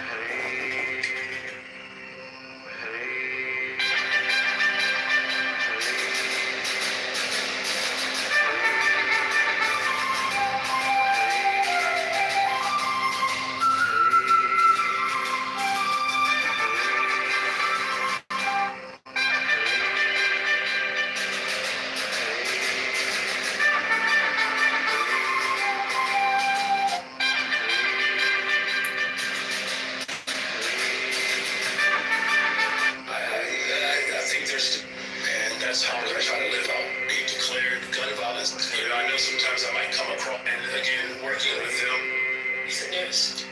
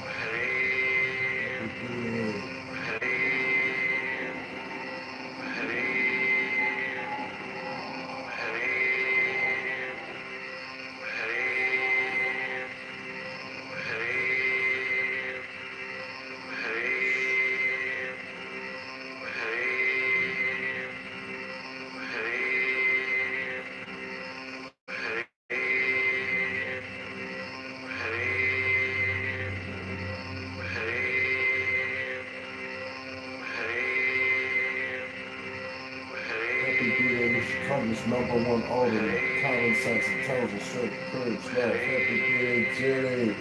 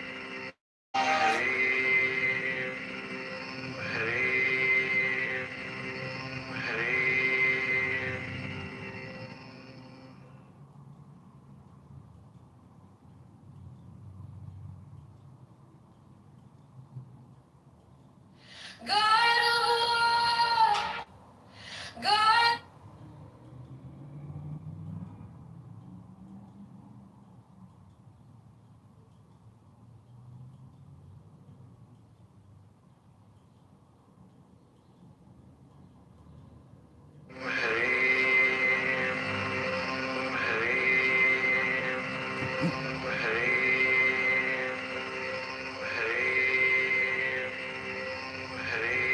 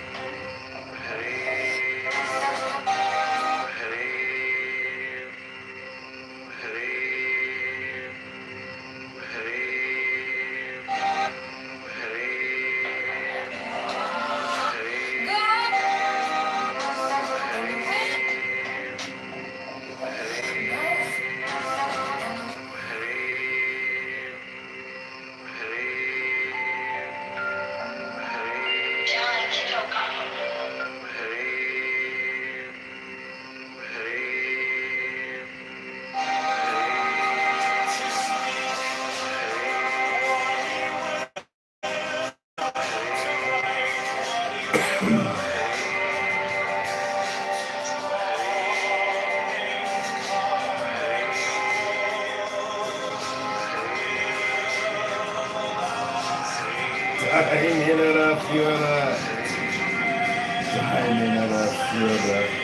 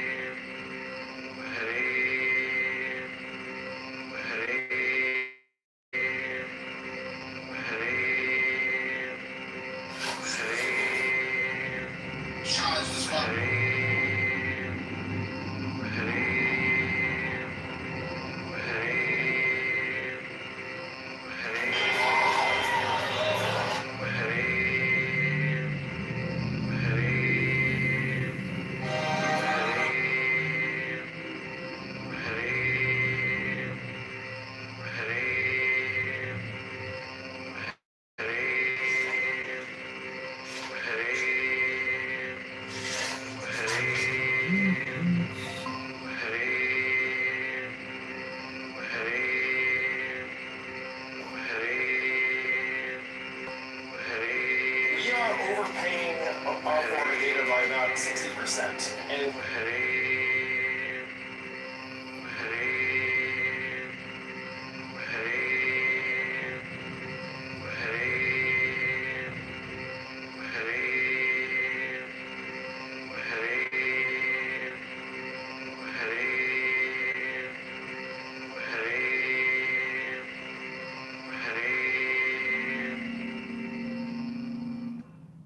I'm John Kitover, and I'm running for the United States Congress. I believe politics should be about neighbors help.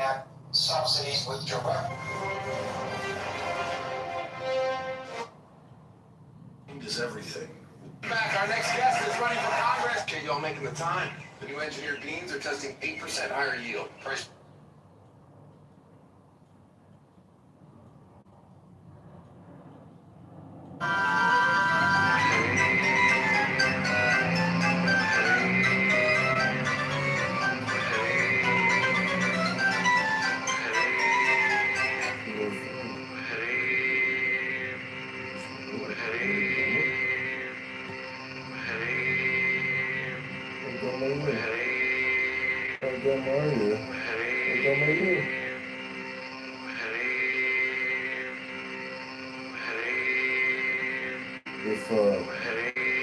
If you and it's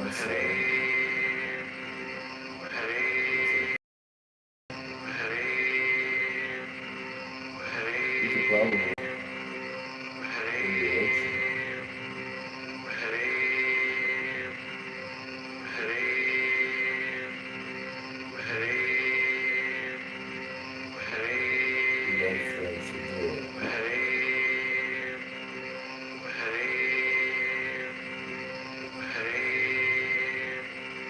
but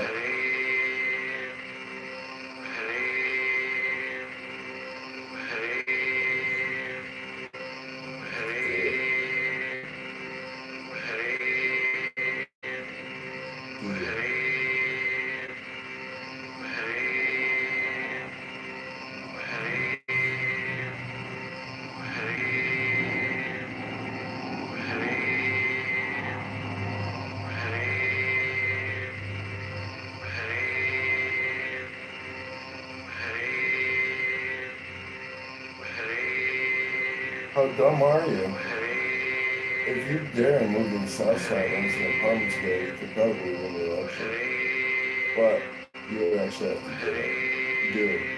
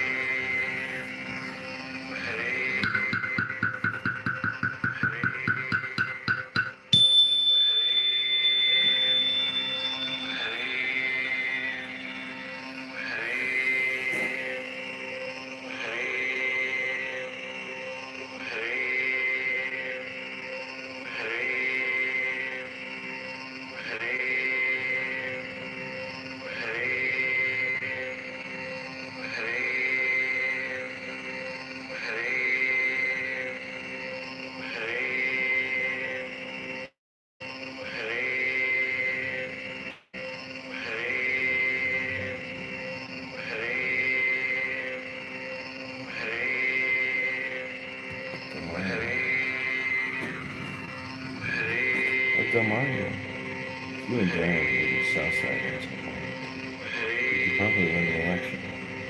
But you would actually have to do it. Do it.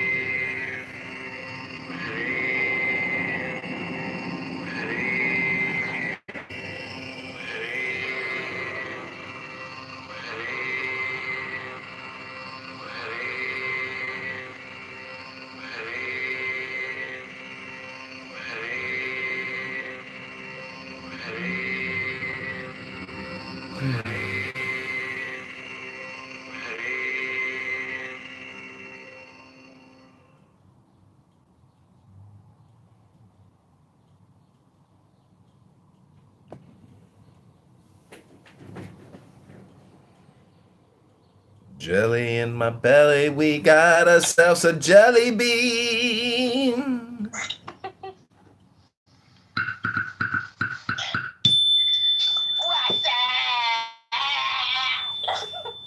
Hello.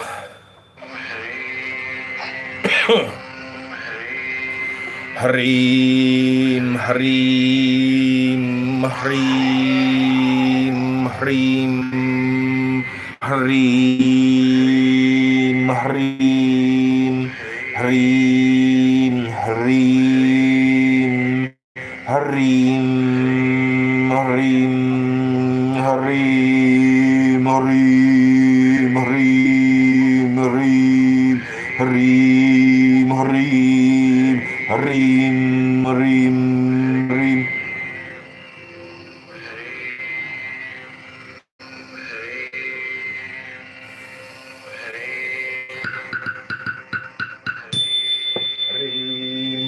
Harim.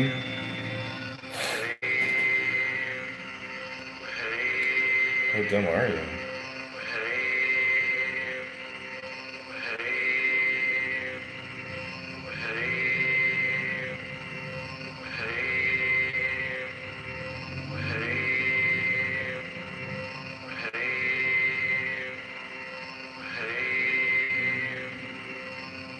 Harim.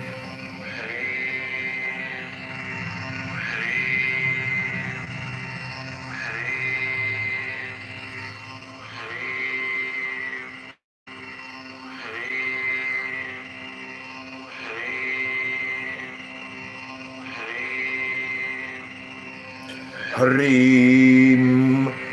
Harim. Harim. Harim.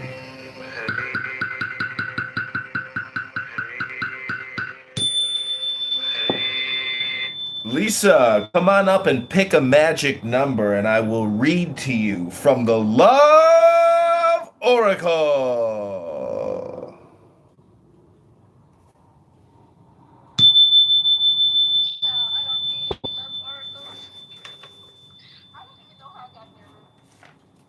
What's your, how old are you, Lisa?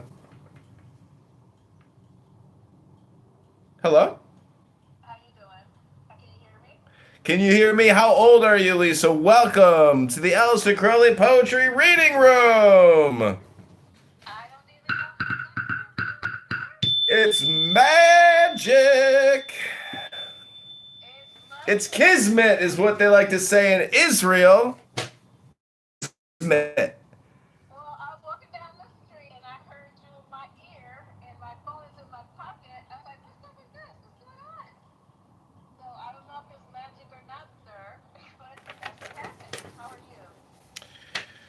I'm falling in love with you, Lisa. You're so hypnotizing and mesmerizing. And when I look at you, I know that hypnosis must be real.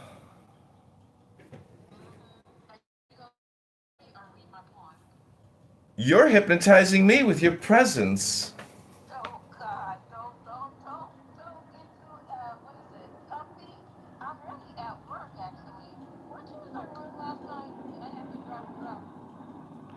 You're just having the fear of love. The oracle indicates that you are enjoying a notable strength, therefore it is the right moment to progress. You will find in this condition of strength the courage to face this total annihilation. Don't turn back, Lisa. Many in love don't dare, contenting themselves with tepid compromises out of fear. You're living with the fear of love, Lisa. Don't deny it.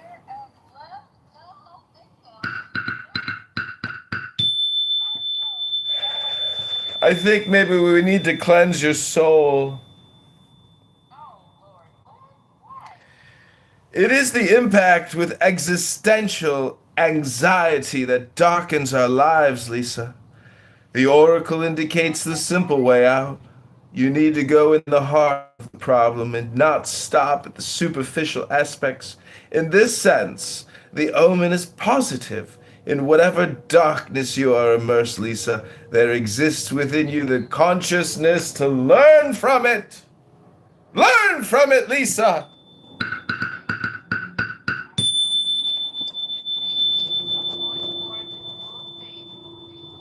I can tell, though, that you're under pressure, Lisa. The situation is extremely grave. The difficulties seem insupportable. The situation in which you find yourself is desperate, to say the least. How can you get out of it, Lisa? Maintain a joyous serenity. It isn't important how dangerous or grave the situation is. Take root in trust, Lisa. This is the time, Lisa, to focus on your inner self. Your inner self. Not your clubhouse personality, Lisa, in your rooms and your houses. Focus on your inner self. That's the secret, Lisa.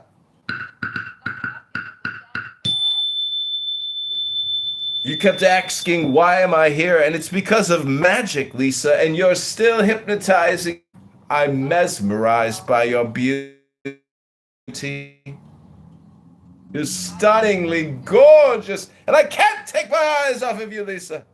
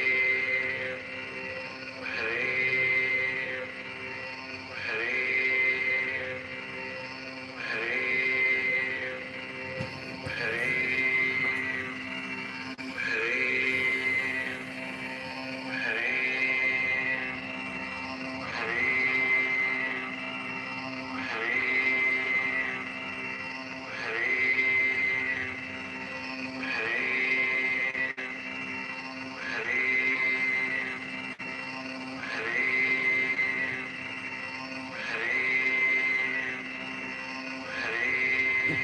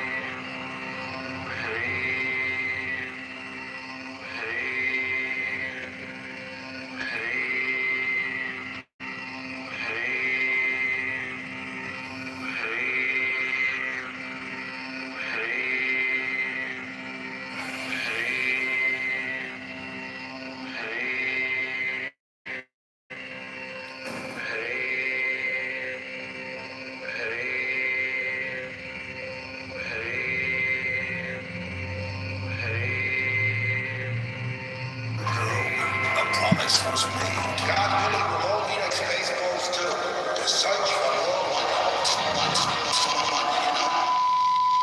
Hold it, wait a minute. It's me, Mel Brooks. I have a major announcement. Spaceballs 2, The Search for More Money, is not going to be the title of this movie. Why not? Because after all these years, I found the money. There it is, the money. It was in my basement. But everywhere I go, people say, Mel, where's the new Spaceballs? When are you going to make the new Spaceballs? When are you going to make the new one? Well, we did it. And the title is Spaceballs, the new one. It's just like the old one, but it's newer. That's why it's called the new one. There you have it. I'll see you at the movies, and may the Schwartz be with you.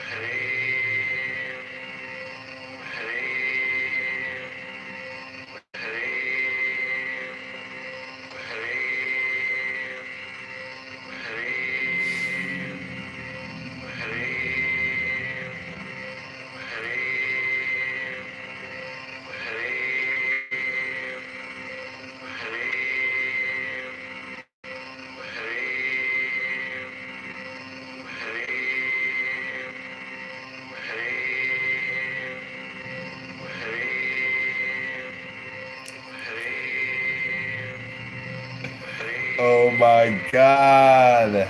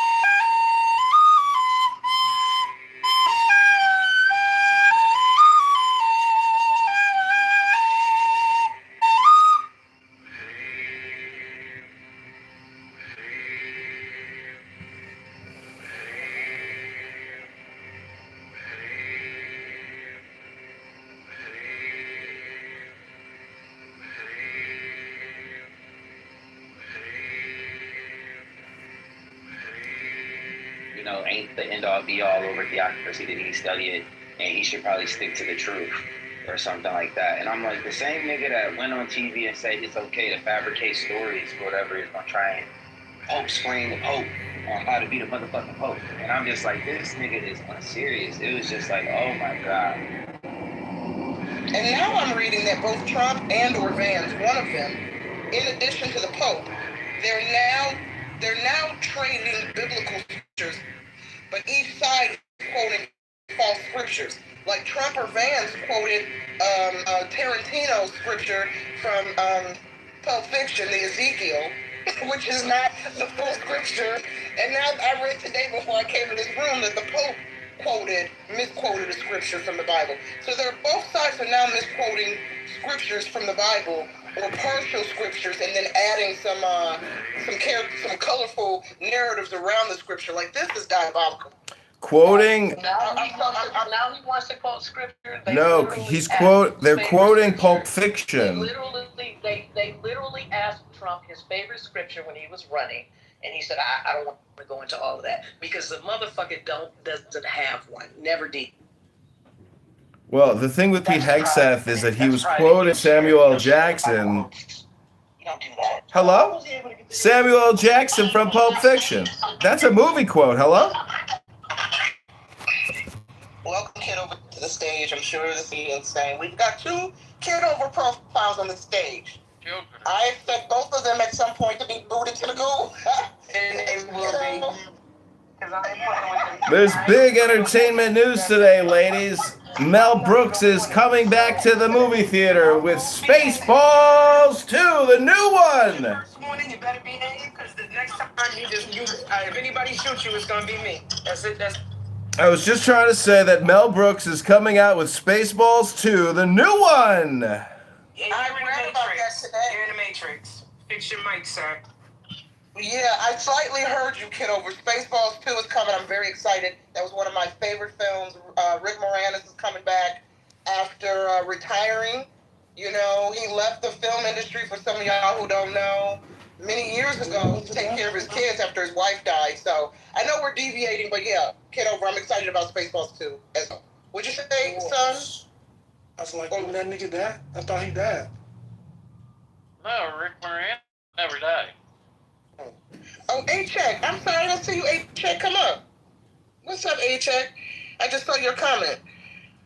No, Rick Moranis isn't dead. What's up, A-Check? Love you. Love you too, boo. What you think about Trump these days? Would you give him a passing grade or failing grade? I'm a cradle Catholic, as you know now, and he missed the mark on that. Don't come with the Pope. I think what the Pope did was terrible, but Trump, don't do that. You know, like, don't attack 1.4 billion Catholics. You know, I think it's a battle you're not gonna win. It's been there for 2,000 years for a reason. What is he gonna do? Just let it go unanswered? Check, not say anything? Come on. Wait. You asked me a question. But no, I was so salty. I've been salty recently, you know. What is a good thing to cleanse your soul? You know? To cleanse your soul? I've been dealing with too many enemies. Yeah, I've been dealing with too many enemies. I need to, like, cleanse my soul. Maybe 1 week off. I took 2 weeks off work just to do something. Are you talking about the topic? Yeah, the topic. No, he's not talking about the topic. He's talking about how angry he is with himself for wasting his time all the time here in Clubhouse. No, I'm not talking about Clubhouse.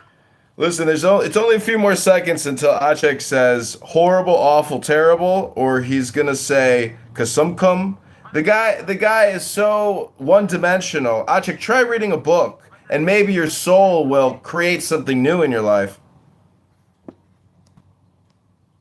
Yeah, Garage, we gotta do better with who we invite on stage. These folks be having like 1 or 2 friends for real. Come on, man. No, A-Check is cool. I don't hear him. Is he talking about the topic, or is he talking about his wife? So funny. Like, what are we talking about here? I'm gonna leave it up to y'all. Okay, quick reset. Let's my account go clip. Can I please just say something? If you're gonna talk, can you please talk about the topic at hand, sir? Okay, love, I will. Is Trump the trumpets of Armageddon in the Bible? No, I think he's doing a good thing, and I think he's liberating the people of Iran finally after 47 years, and maybe it's finally supposed to happen. But yeah, I just think Trump is the leader for right now. He'll be remembered in 2,000 years, like Cyrus the Great was remembered to the Jewish people in the state of Israel, recognizing the state of Israel's capital, Jerusalem, and the United States also. But no, President Trump is literally incredible president, and I'm a big fan. But what I was saying tonight is like, yeah, it's just a different thing. But where are you from? Yeah, but I'm from South Sudan. Cool. Did you hear me? You know, Achik, I really would love it if you'd come on this app and maybe read some poetry sometime because, you know, everybody wants to have fun. And if you come on here and you just scream at people because they're liberals and they're woke leftists, well, it takes away from your life, Achik. It's kind of hypocritical that you want the world to be so great, but yet you waste all your own personal time screaming at people and saying kasumkum and you're horrible and you're awful and you're terrible. Try to use more positive words all the time, and then you'll see your own life become more positive. Do you understand what I'm saying? Hello? John Kitover, he didn't say that though. I didn't say that though, but I don't know. Oh, I know you didn't say that right now, but I'm talking about the past 300 days of your Clubhouse usage, not just right now, because the now is a compression. Okay, hold on, guys. Hold on, before the room goes sideways. Hold on. Because I'll be honest with you, as far as I know, the conversation hasn't even really kicked off yet. King opened the room, but I think he got busy. So when he comes back to the mic, Tsunami can correct me if I'm wrong, because I was like at least 15, 20 minutes late to the room. I don't even think the discussion has really gotten underway. So until King comes back, like, y'all be chill, be cool, okay, please. Chill, so everybody can have a voice and nobody gets kicked off the stage and et cetera, and booted from the room. How is a motherfucker in South Sudan know anything about what the fuck we got going on over here? The same way we know everything that's going. I don't know shit. We don't. We do. It's the same shit. I'm not fucking. South Sudan, ain't nobody checking for South Sudan. Exactly. What South Sudan for?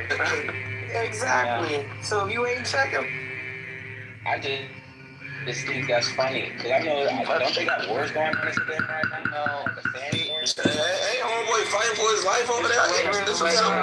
Rashad, hold on. Let me just say this real quick. When y'all cut each other off like that, it's a bad echo for one, and for two, the replays suck. So, it means there's when you go back and listen to the replay, it's skips. So it'll look like people basically it's mute. So try not to talk over each other for real, and for the record in the replays. So when somebody goes and listens to it, it doesn't look like one person is just talking to themselves or not talking at all, even though they're speaking.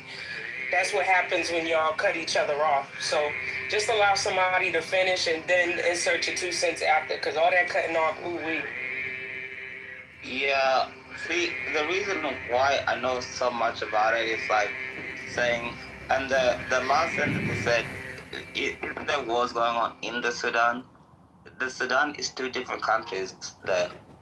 I don't know, you bro, I'm pretty sure you're an intelligent guy, but the Sudan is 2 different countries since 2011. Recognized by Barack Obama, that's why I actually like Barack Obama.